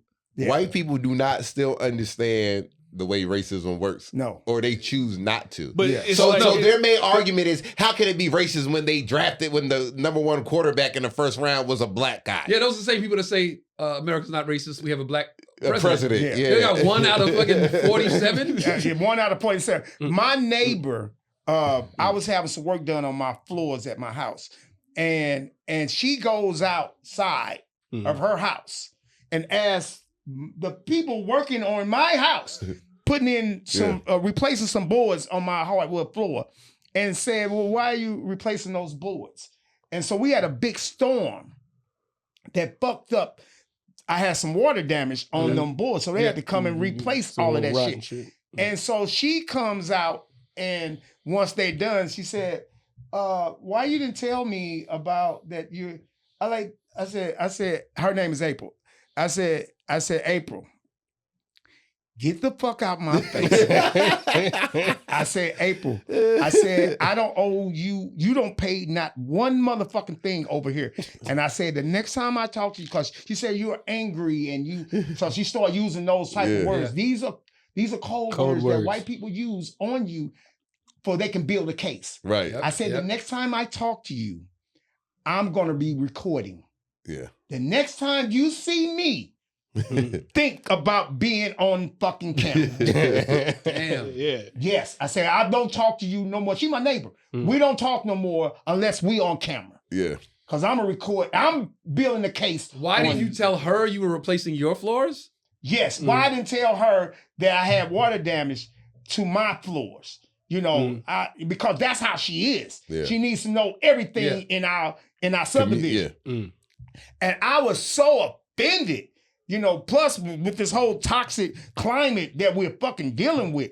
And I'm like, bitch, you don't get the fuck out my face. And then I told her, and she said, you're angry, and I can hear you when you're walking, and you're saying the N-word all the time. I'm like, bitch, I'm a comic.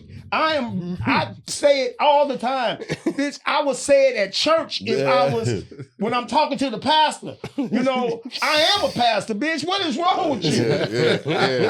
I'm a minister. Now, I say all that to say, this is sad to say, but I see mostly all the white people. I know they can see me. You too. He said you too. I look at all of them with a red hat on their head. And that's sad to say. Everybody that I see, when I hear them talk, and just any word they say, you see the red hat. I see a red hat. Even if they bald headed and they don't have a hat on at all. I see a red. And that's a bad climate to be in. Yeah. But I mean, you know, people show now y'all didn't, because y'all like everybody. You know, I do too. No, I don't like everybody. I know you don't like but Trey do. And Joe, I don't like everybody. I know you don't like everybody. I don't like everybody, but I just don't make it known all the time. You know what I mean? Yeah, I don't let it affect business. Yeah. No, I won't let it affect the business. Yes. Look, when you're dealing with somebody with the intent of doing bad business and you trying to exploit them, that you can see that coming. Or you feel it when you dealing with them. I'm gonna be honest with you, and I'm not racist at all. And me saying this make me sound racist. I got white friends. I know that sounds super racist. That sounds super racist. Yeah. I never wanted to date a white woman. I'm just being honest with you. That's gonna lead us into our next real quick. You know what? I never dated a white woman. I never had the desire. I don't even watch white porn. I'm missing out. I don't watch I watched a couple of interracial because I want to see a nigga with a big ass dick killing. Am I going too far on this show? Am I going too far? Might as well go out the rest of the way. Go ahead. Well, you let me open. And I always look over here at Tony to see if I'm saying too much. I told you we're gonna fix all this in post. And Tony do his eyebrows open, nigga, they're like, nigga. I know by facial expression if I'm doing too much. You know, because I saw one of these cameras cut out. That's Grimey's category. Grimey's strictly white porn. Oh. I'm not strictly for it at all. That was crazy though.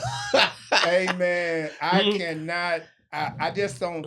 I don't like they sound effects. It don't sound real. It sounds like they all fake it. What are they faking it? Go ahead. I don't like that. Yeah, all of them. Bitch, that ain't doing nothing for me. Because I know I ain't doing that. Yeah. You know? Because I know I ain't doing that. I ain't doing that. And I know and that's why when I have watched interracial porn, I be seeing these niggas with dicks is so fucking huge. And they are hurting them. You know what I mean? Like, he said they are hurting them. And they still making the same sound if a little nigga dick is in it. They're like, this nigga dick is punishing me. And you still adult film star. So, is it over for Shannon Sharp? Yes, Shannon is probably gonna come on out the closet. So you taking it that way? He's gonna come on out. That might be his only defense with this shit. Yeah, he gonna have. I couldn't have raped her. I'm gay. That's what you're saying. I can't possibly, done all the things you said. Wow. And Tony that's and left. and He cornered right Lewis, now. would you tell him? So you think he? I don't think he all the way in there. I think he can go both. Think curious. Yeah, he's curious. Biracial. Bisexual. Yeah. So damn, all I see is a target. But that's not a defense. Like she's saying rape. That's not like you don't get off of saying I'm bisexual. But you and I both know that that's what white women say. Mike Epps do a joke about it. He said, if a white woman start crying on you, you going to jail. Her tears are evident. Yeah, the tears are evident because white women can't cry. That's why you gotta walk them to the car. You gotta give them gas money. You can't even call them an Uber. You gotta drive them home. Yeah, because you don't know what happened in the Uber. In between. Yeah, you gotta from beginning to end. Yeah, record a little bit. Hey, are you okay? I'm fine. Okay. Hey man, sign this affidavit. You think he's done? I don't think he's done because I think he got enough black people that don't want him to be done. That ain't true though. Here's what's fucked up about the situation, right? Yeah. Because I'm a comment reader, and comment reader. I read the comments. Okay, read the comments. I just look at pictures. Yeah. I feel like the issue is the black women now are not fucking with them. They hate them. And they're saying, and what do we think about this? It's not our problem. He chose to do this with a white woman. Is not our problem. As if it was a black woman that did the same thing, that's more acceptable. Yeah, that'd be all right. But here's the deal, though: a black woman wouldn't have done that. Let me just tell you what I mean by that. I agree. Yeah, wouldn't sue him. To this extent, whatever's happening right now, could have got this far. Not like this. This bitch was 20, 19 when he was fucking her. She's 20 now. Mm-hmm. So he been fucking her for a long time. Mm. And this is why I video all the bitches I fuck. Because it ain't gonna be this is why. Why do you have the camera on? Because I want evidence. Nigga, I'll pull this shit up right in the courtroom. Because I'm proud of me. Show the tape, bitch. You can white out. You can blur my face. You see how consensual and happy she is. Nigga, you will see. She is actually taking advantage of me. Yeah, right. You know what I mean? I almost called 911. I'm scarred right now. She choked me. Yeah, she choked me. You need to do a rape test on me. Yeah, nigga, I should be suing her. Your Honor. But black women, and what's got him that he's been on tape with 2 white women. The first one he set up himself. Where he... We ain't know what color she was, though. That's right. It was Melissa. Yeah. Are you talking about the live thing? The live where he said his phone was... Was it Melissa? Accidentally went live. That was his first mistake. That was when I knew something about it. He was about to tree. Yeah, and that bitch sounded white, and that's why I bring up the fake sounds. Yeah. Yeah. I'm telling you, black women hear when cameras come on. Yeah. They hear when you recording shit. Yeah. Like, nigga, don't you hear that? Hear you. Like you said a black woman would sue, but not like this. What's the difference? A black woman would have called him. She would have. That's her lawsuit, huh? I'm telling you now. I'm telling you now, nigga. If you don't give me XYZ. She would have kept it just between themselves. First. Yeah. Mm-hmm. And then, but she would have kept it low key. Until he got ignorant. Yeah. You know what I mean? And that's the same thing with Ant-Man. This nigga got 9 kids out here and he's saying, bitch, how much it costs to pay the 18 years off right now? You know what I mean? But she was a black woman? But she was a black woman. But what fucked her up, she already had a baby by the baby. So we already knew her MO. Right. Yeah. You know what I mean? So she was already out here saying who the next nigga. That moved to and California. I believe, I don't have all the facts, but I believe that she had told him she was on birth control. Right? She had told him she was on birth control. He paid her $200K, I think, to go get a plan B. He paid $100,000 to get an abortion. Yeah. He paid $100,000 to get an abortion. And she said, I'm going to go do it. She said, I'm going to do it. She took the nigga money and still had the baby. That's why he said, yeah, he asked for a screenshot and everything. Screenshot yourself leaving Planned Parenthood. Yeah. She was so like, now that you add that to the story, I think differently, even though you still shouldn't have bust in her. But I view it differently now, knowing all those facts. No, Trey, we got to keep it 100 on the green room. Oh, yeah. You know what I mean? Yeah. You got to keep it 1,000. Let's do it. Most niggas like fucking raw. Yeah. Yeah, I don't know. I made $200 million. I ain't covering shit. I ain't get this high. Hey, nigga. Name one that doesn't. Yeah, nah. I was very disciplined in that area. Yeah, I'm going the other way. I'm making $20 million. I'm rapping. I'm rapping. I'm naked gun. I'm stepping in like this. I'm rapping all this shit. I'm naked gun 3.5. I got the whole condom on my body. I'm in a scuba diving suit. I got 21 million. I got 20 million. I don't think the opposite. I didn't trust bitches broke. You think I'm gonna trust them with 20 million? When I was broke, I was like, I don't know this shit. Yeah. That comes with growing up though. But that comes with growing up. And that's he's young. why He's young. He's 23. 23 years old. Yeah, he's shooting the club and up that's every the chance. reason why I don't really want to be rich. I don't want to get that part where a bitch say, "You remember?" I don't want to hear that call. No, I want to be rich. I don't care for the fame. Give me the money and not know who I am. I'm good. Yeah. I'd like to be the guy in the restaurant and all of the celebrities over there, and I'm having the same meal. Yeah. And when I go to valet, the same car comes around, and everybody's like this. Who the fuck is that? You've been like that a long time. I've been low key, cool, famous. It's kind of hard to have a name right. I don't know about low key. I don't know about low key. I don't know about low key. I've been low. I get low sometimes. I was there when Chuck did. So, hey, Tony, you act like we don't know you. You know what I mean? Said it real quick. Ain't no new nigga sitting on the green card. You know what I mean? But no, I do agree with you that you don't really need that kind of headache. Yeah. You know what I mean? I want the money and all of that, and maybe two niggas say, "Can I get a picture?" I still want that. Yeah, you know, You want that every now and again. Every now and then. Yeah. I mean, this is a true story, nigga. When I first got a little fame, I was on Comic View a few times. I was out with Kevin Hart, and we was in the mall. We was doing some little show. This folk Kevin blew up, and I told Kevin, I said, "Nigga, you know I'm bigger than you." Yeah. Nigga, I'm bigger than you. Nigga, watch when we go in the mall, cause we was in the same hotel. We said, what? Yeah, We're going in the mall. We go in this mall. We was in one of them Midwestern states. I'm that nigga. You know what I mean? I guarantee you niggas gonna say something to me. Now, he had Soul Plane out at the time. You know, he was selling a couple tickets, but I still thought, nigga, I'm on the show with you, nigga. You know, nigga, we went in the mall, nigga. Not one person said anything to me. God, it was so embarrassing that I was like, nigga, this is crazy. I felt like I gotta get that. Yeah. So that's when I really wanted, like, nigga, I need, like, don't nobody know me. You know what I mean? What the fuck? And Kevin just had Soul Plane in the movie was horrible. Yeah. And, but that horrible movie turned into another a historic situation. Yeah. Where this motherfucker selling out stadiums right now. Yeah. I told that story to Kevin when I saw him too one time. Yeah. He didn't remember it.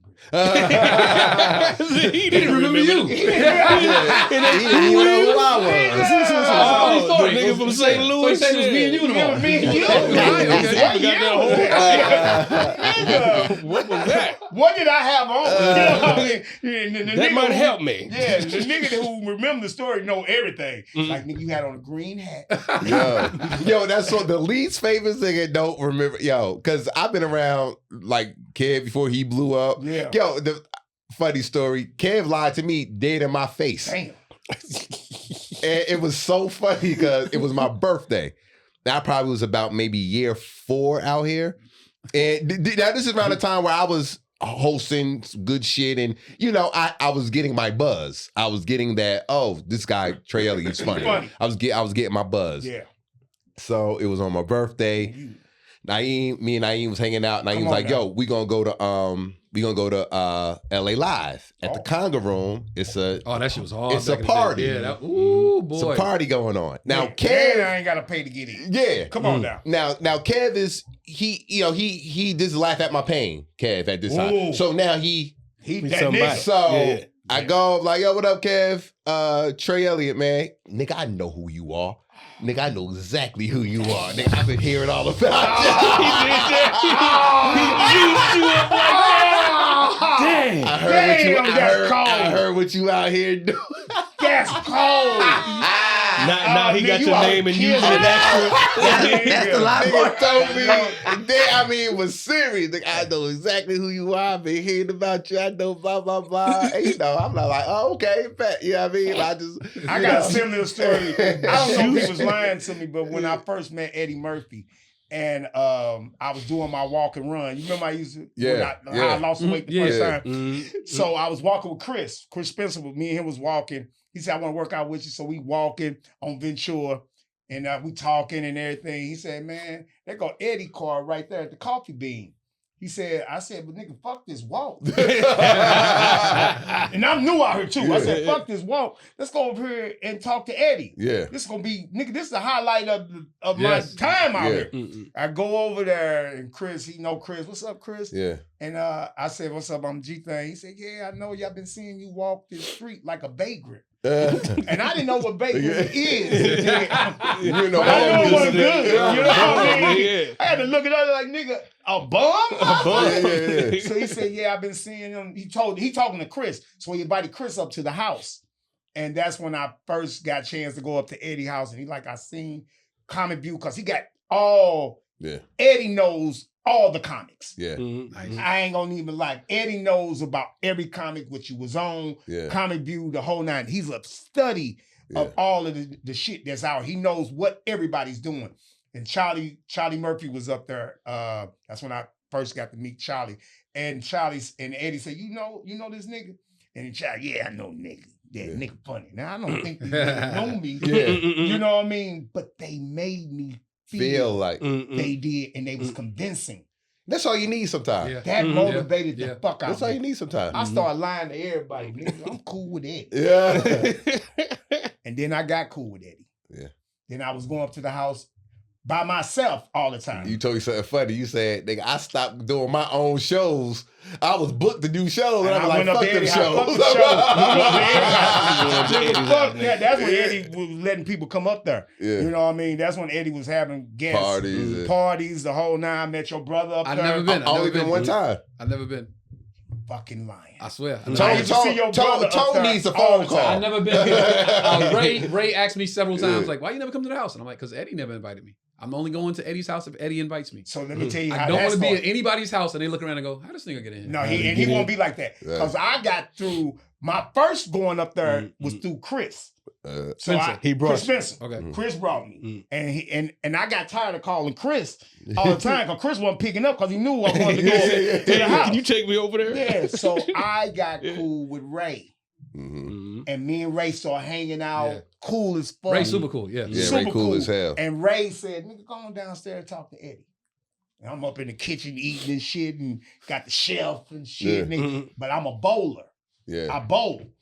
I got all the bowling balls in the car. Yeah. And that's what me and Eddie had in common because he got the bowling alley. So I'm down there beating Barry Bonds' ass. I'm killing niggas. Yeah. So now they want the competition to the house. And so he would call me. Ray would say, "Come up to the house. Eddie want to bowl with you." And then I got cool. Nice with Eddie.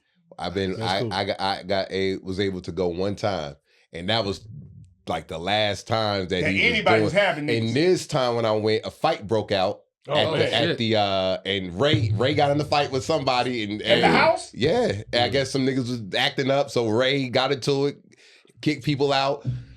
So the fight party was over, but I was with this chick. Damn.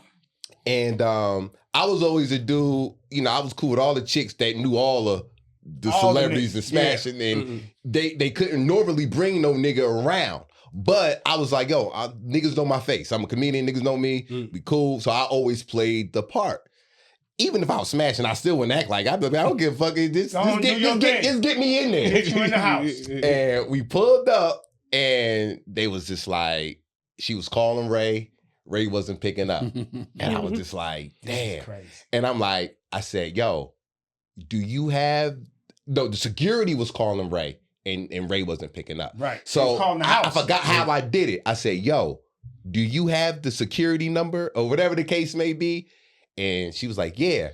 And somehow I said, yo, call. So when they call, it'll ring your phone. I figured it out how to make them call to make it seem like when they call her phone, it was the gate, security gate, whatever the case may be. So when they call, it was an intruder. I said, I answered the phone because I guess, no, she said the security gate number is blah, blah, blah, whatever. They called anyway. I was like, oh yeah, let him in. It was me saying, let him in. Yeah. Because I knew once we got in, she was going to know everybody. Right. They just wasn't answering the phone. So we get in, I'm like, bet. And everybody then damn near cleared out because of the fight. I see a couple I see a few niggas I knew, oh, what up? They looking at me like, Trey, how the fuck you get in there? Hey, nigga, you know I'm always gonna get somewhere. Then looking around, then I see Eddie. I walked past Eddie. He spoke, went into the kitchen, talking to Bree and all them, eating. I go to the bathroom. Yo, I need to go to the bathroom. I go to the bathroom.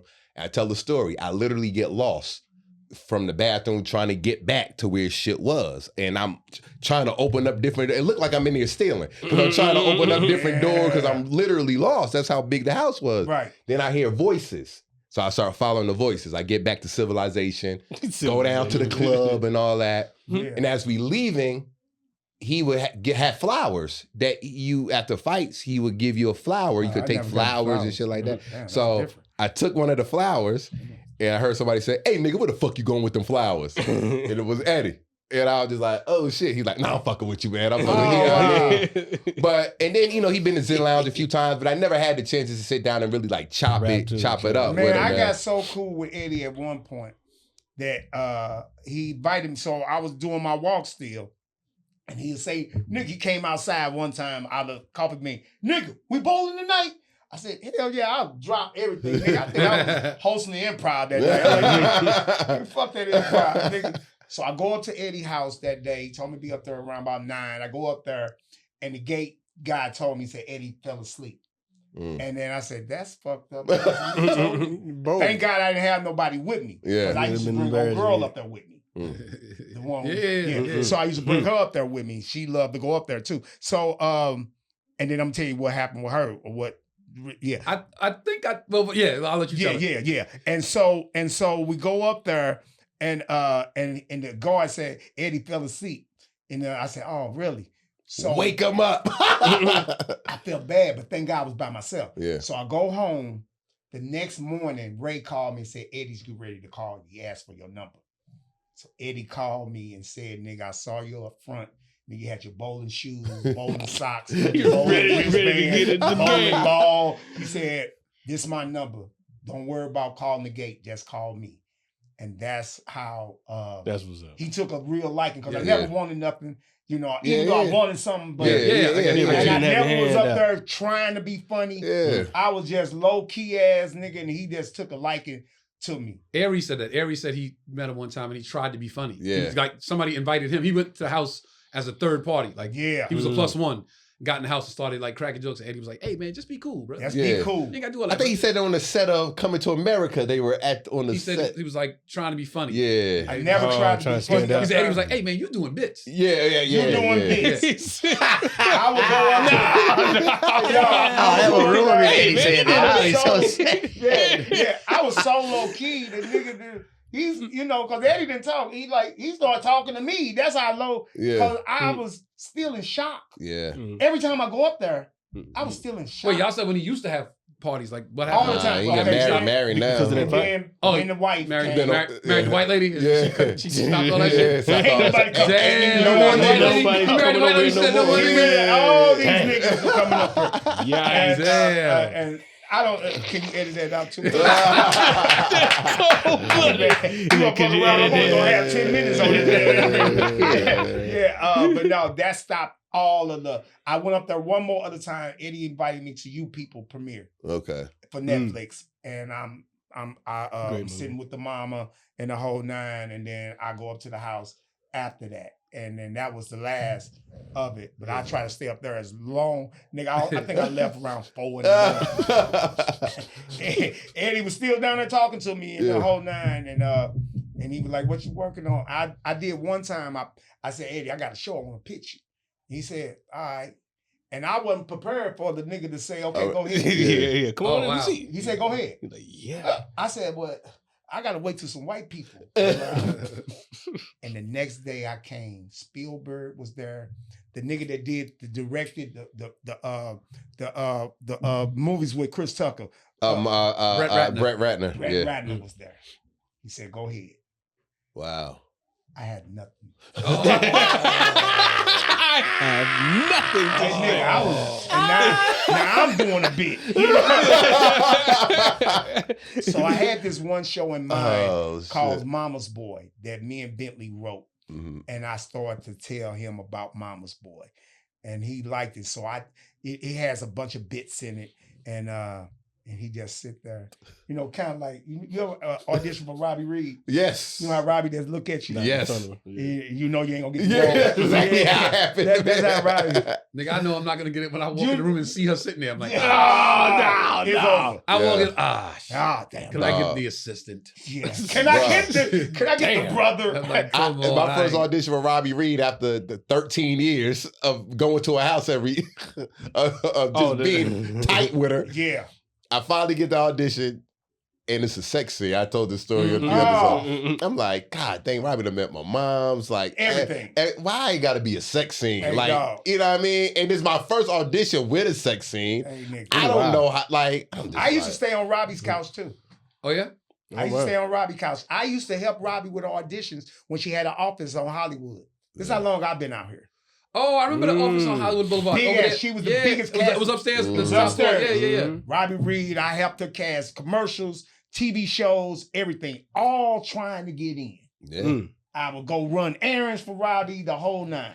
Yeah. And I got a chance to, Robbie let me audition for one time. And this is why you only get first impression is important. Yes. And this is for all new actors and new comedians. Mm-hmm.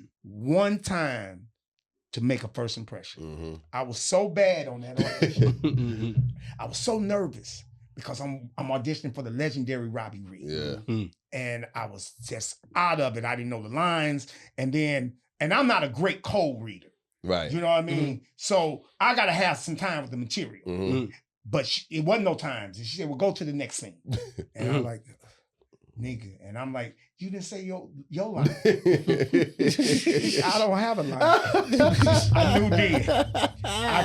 And I ain't know nothing about the audition phase. Oh, yeah, wow. I knew if you asked to do it again, it's over. If I go one more time? No. You asked if you could do it again? Yeah. If they asked it, yeah. I said, that's not necessarily a bad thing, man. It's like I can bring more to it if you know it. But that is don't ask. If they say no, it's not entirely good. Oh, you actually do it again, they say no, and you fuck. Yeah, you already done. So one time I auditioned for a casting director, and it wasn't Robbie. And I said, I got another twist to it. Because I already thought I did good on the first one. Yeah. I said, I got another twist to it. But now I'm in it now. Yeah. And so she said, okay, let me see. Give it a go. And that's when I booked The Shield. Okay. And I had to be a snitch, and I had the braids in my head and all of that. She said, that take was great. Because casting work can make you think when you leave the room that you got the role. Oh, yeah. Hey, Nick. Some of them. Yeah. Some of them let you know. Thank you. All right. You came down here. All right. Yeah, thank you. I had one good casting director. It was a group. I mean, two people. This gay white guy and this white lady. They were mad cool. And they would always audition me for Insecure. Oh, wow. And this is when, you got that look for to be on there, too. It was in person auditions. I auditioned for them like 3 or 4 times. And I went in one time and they knew me by now. So they're like, all right, Trey, what you going to do? You ready to do this? And I did this take on this one character, so just whatever. They was like, oh, come on, Trey. Oh, wow, really? They was just like, come back and fight. Just get it together. Exactly. Wow. That's good. But they knew me. They gave you more chance. That's how much they familiar with you. They saw you and could see you as the character. Yeah. Now you just got to deliver the lines. Right. Nigga, I got to tell y'all this, and I know we got to go because I saw you looking your phone. And I saw no, my phone just went off. Okay. So Bowser used to manage me. I knew that. Kyle Bowser used to manage me. So I good was dude, cool. super cool dude. I was cool with Yvette. So Yvette was one of the ones that let me do. Yvette Lee Bowser? Lee Bowser. Yeah. She let me do warm up on the show. I used to go to their house for Christmas because they knew what I was going through out here. They wanted to help me. Right. And so Kyle always helped me. He said, come up to the house, and I had breakfast. I had dinner, and I had Christmas, Thanksgiving, all at the house. So one time I'm doing warm-up on the show, and I told Yvette about my story about what happened to me in St. Louis, about my girl taking all my money and all the cars. I told Yvette that story at Christmas dinner. Yvette wrote a whole episode about that. And she said, G, I want you to come in and audition for it. I'm going to give you a prep, the material in advance, so you can have it. I said, cool. And I told Kyle, me and Kyle worked over it. And so I go in there, CBS Radford, the motherfuckers are all of them in there. They all in there. And all that she had, and I thought the role was mine because it's my story. And so I go in there, all the actors, Joe Torre in there, Guy Torre, Corey Holcomb, everybody in there. To audition for your part. For my role. I'm looking at you niggas. Nigga, the manager is my dude. You know what I mean? It's the husband to the motherfucker who show it is. I don't know why y'all here. You know, that's my spirit. I go in there, nigga. I'm killing it all the way up into maybe the last scene. And I got over dramatic. Motherfucker with this. And I saw Yvette do this. Man. I saw Yvette do this. And so I called Kyle because I'm, back then, nigga, I'm thirsty for it. I need this shot. Nigga, this is, I can survive. I felt like the nigga that needed to work or I gotta go home again. So Yvette, Kyle called me. No, they called me from the office and said, we went a different direction. And I said, what? I'm hurt. I called Kyle. Kyle said, fuck that.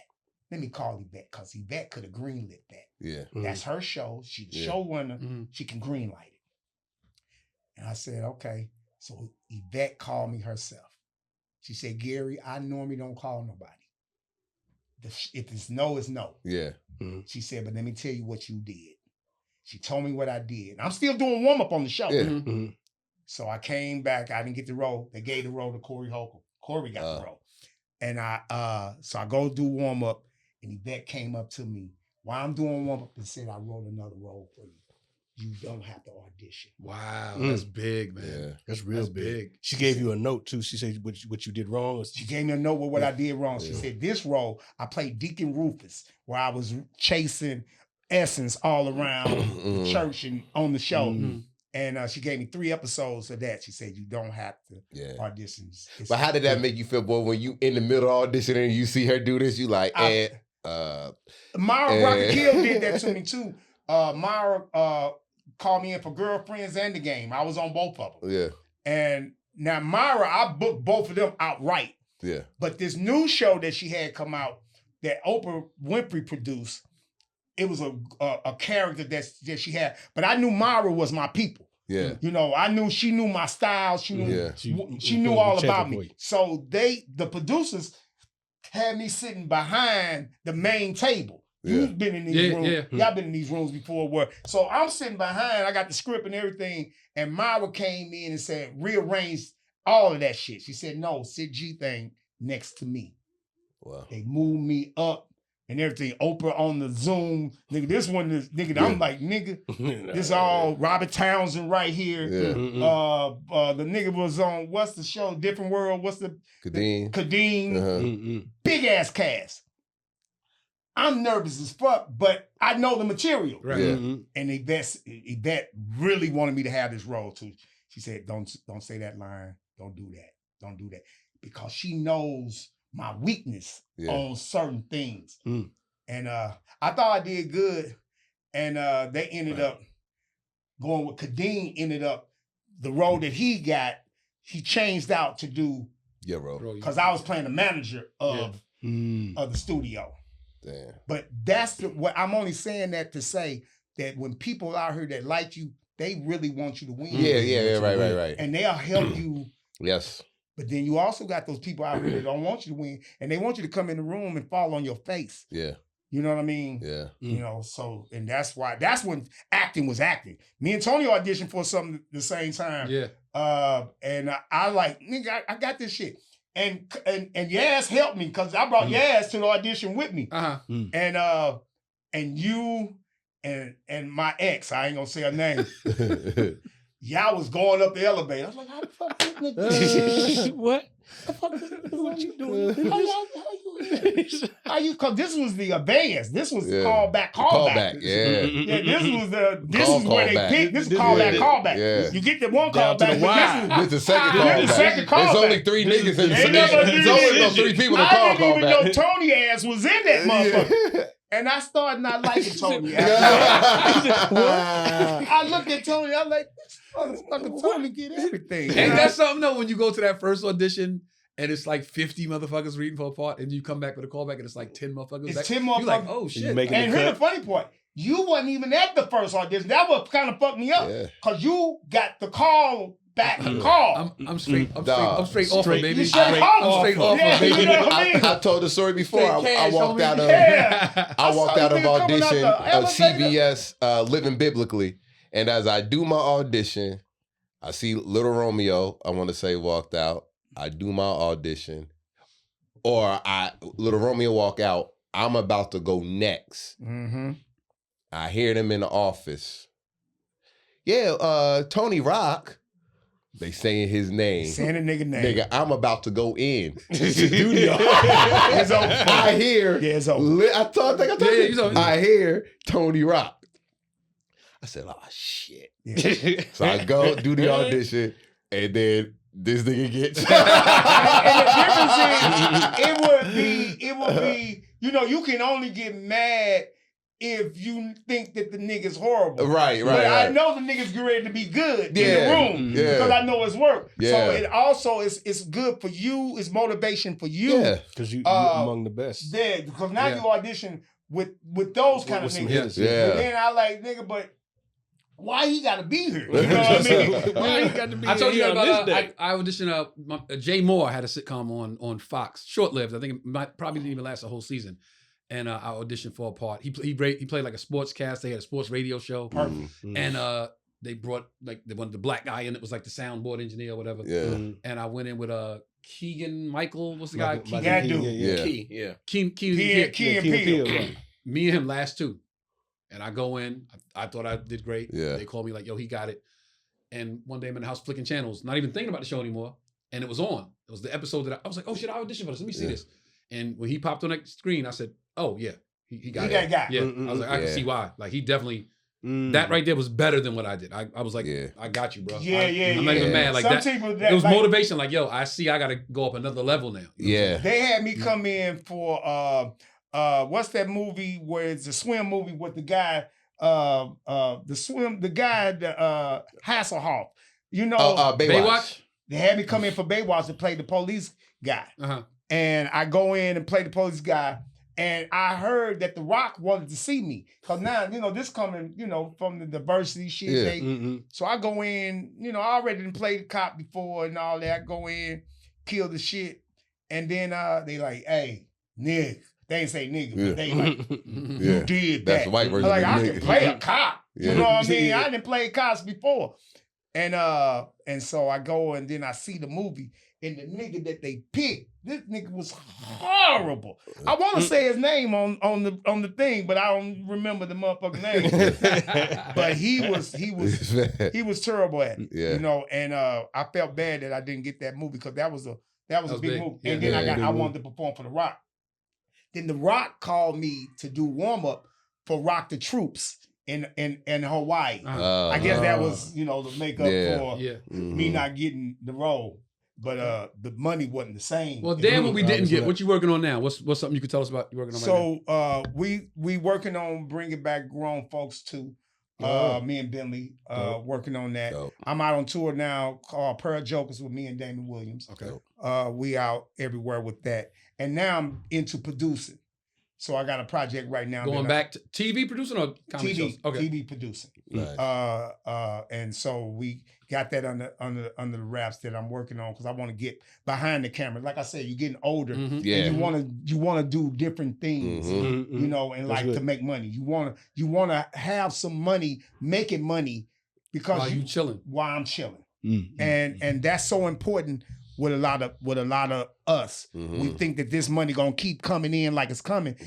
But we constantly spending, but then you ain't got those shows coming. Not only you don't got the shows coming, but you can't do those shows anyway. You tired of getting on planes and all that. So you want to do that, and I want to go back home to my hometown, St. Louis. Not go back home, but I want to go back and buy some properties, some apartment buildings, and all of that shit, before I can go back. Let me know.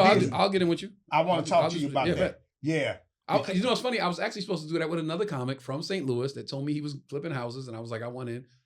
Never heard back from that motherfucker. And you know who he is, and you know who he is. Yeah. But we didn't. And that's what I want to do, because I was so inspired by Mike buying up Indianapolis. That was big. Indy has some property, And he bought St. up. Louis got it too, though. Yeah, St. Louis. Great structure. Great place where he grew up or something? Huh? The place where he grew It's up? a block where Whole he grew street. up. The whole street. Yeah. He bought the whole street, and he got a mall. That was dope. And then to make it a TV show was also dope. So you get a check based on all the shit that you did. You get money all the way around. That was genius. And then, you've been in this club in Detroit. I didn't know that the nigga had the whole block like that with his picture and everything. I thought you did the club? I did the club. The Pair of Jokers came in and we did the club. I was so impressed, and a lot of people don't know that nigga that smart like that. That motherfucker, he don't even really got to do this shit. Yeah. He, like you said, he don't tired of getting on the planes. Got babies now, man. We want to sit back and enjoy the babies. Sit back and enjoy the babies. Yeah. And so that's what I'm doing. And, that's really just trying to make the foundation for myself. Yeah. Longevity, to start thinking about that. Like I said, nigga, when you start getting a certain age and you don't really want to get up and like motherfucker, but I still gotta get up. Yeah. Motherfucker, cause they still knocking on the door asking for their money. And you want some new shit. Yeah. Well, bro, I want to say, bro, like I said, you one of those cats I see and I know I'm a laugh. I thank you so much for doing this, because I'm sure just like you two guys are just most like you have learned some stuff about him that you did not know. I'm sure people are going to watch this like, yo, I didn't know any of that about G-Thang. Yeah. So thank you for taking the time, brother. Man, thank you. And I love to see that you've come full circle. Unfortunately, the Most High had to sit you down for a little while for you to listen, but you did listen. Yes, that's important. Yeah, that's important. And you don't look like what you've been through.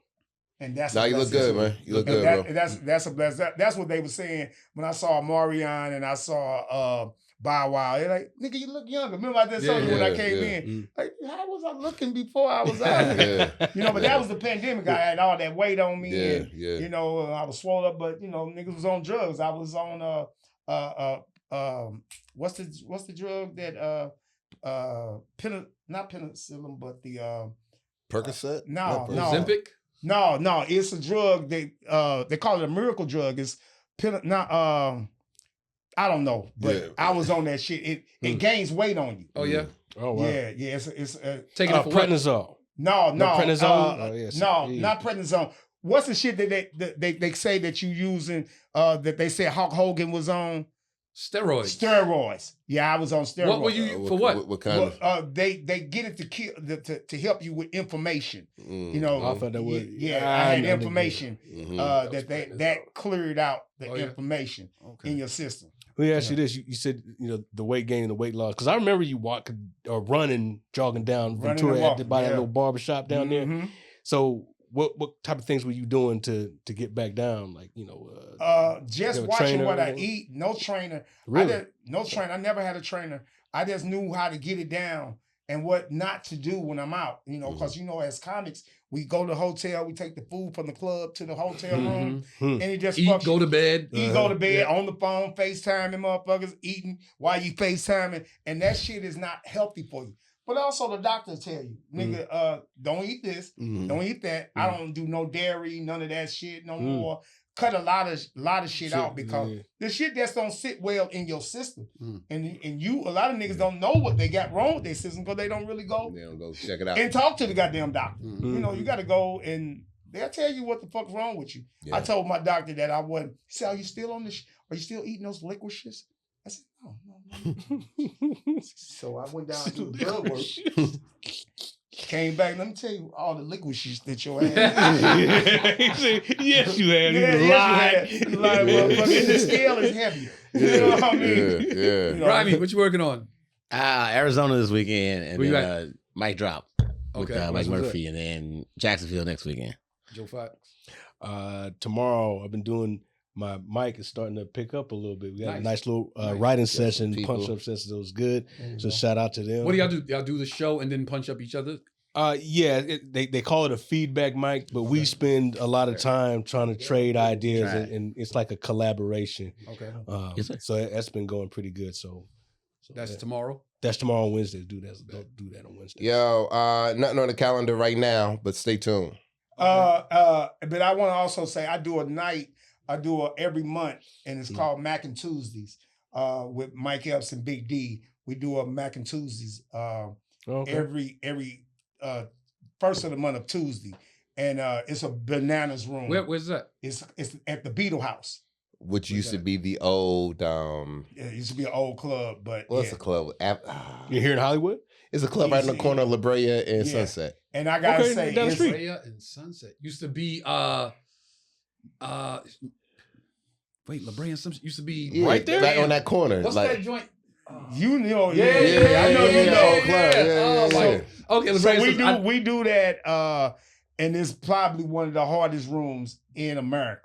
Really? Yeah. Oh, like that. Yeah, niggas been. I done it. Test. You know what?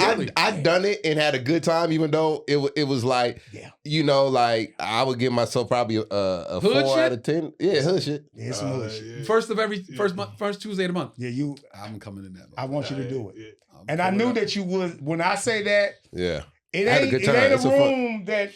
This ain't Hollywood. This ain't the Laugh Factory or the Comedy Store or the Improv. First Tuesday of the month. Okay. These are some real hood niggas. Real people that come. Yeah. It's a fun room though. It's okay. No, definitely. And I'm gonna tell Big D that I'm gonna ask you to Tony, you gonna kill. I mean, because it's your kind of shit too. Mm-hmm. You know, you're a New York nigga. Let's see what happens. Don't put too much pressure on me. Yeah, that's what I did to all the other niggas who I brought up some real niggas that I thought was gonna be successful. And the niggas didn't even wait around to get paid. This motherfucker. Damn, really? Cause Big D said one time, he said, don't pay that nigga. Shit. No, that nigga's terrible. Don't pay that Mac and Tuesdays. All right. Mac and Tuesdays. Mike L started it. Him and Big D started it.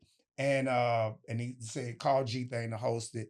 And Mike did like the first 4. Yeah. You know, Mike was there when I did it. Yeah, Mike, yeah. Yeah. So he was like, you know, and he got it started and now it's gotta tell you, I'll end with this super funny story.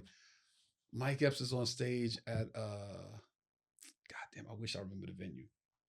In LA? I don't remember if it was LA or not. I see Mike, because I was on the tour with him, so I remember I seen him a million places. But I think it might have been Atlanta. And you was there. I was there? Yeah. Shit. I can't remember. Was I on the show? I can't remember what it was. No, you wasn't on the show. You wasn't on the show.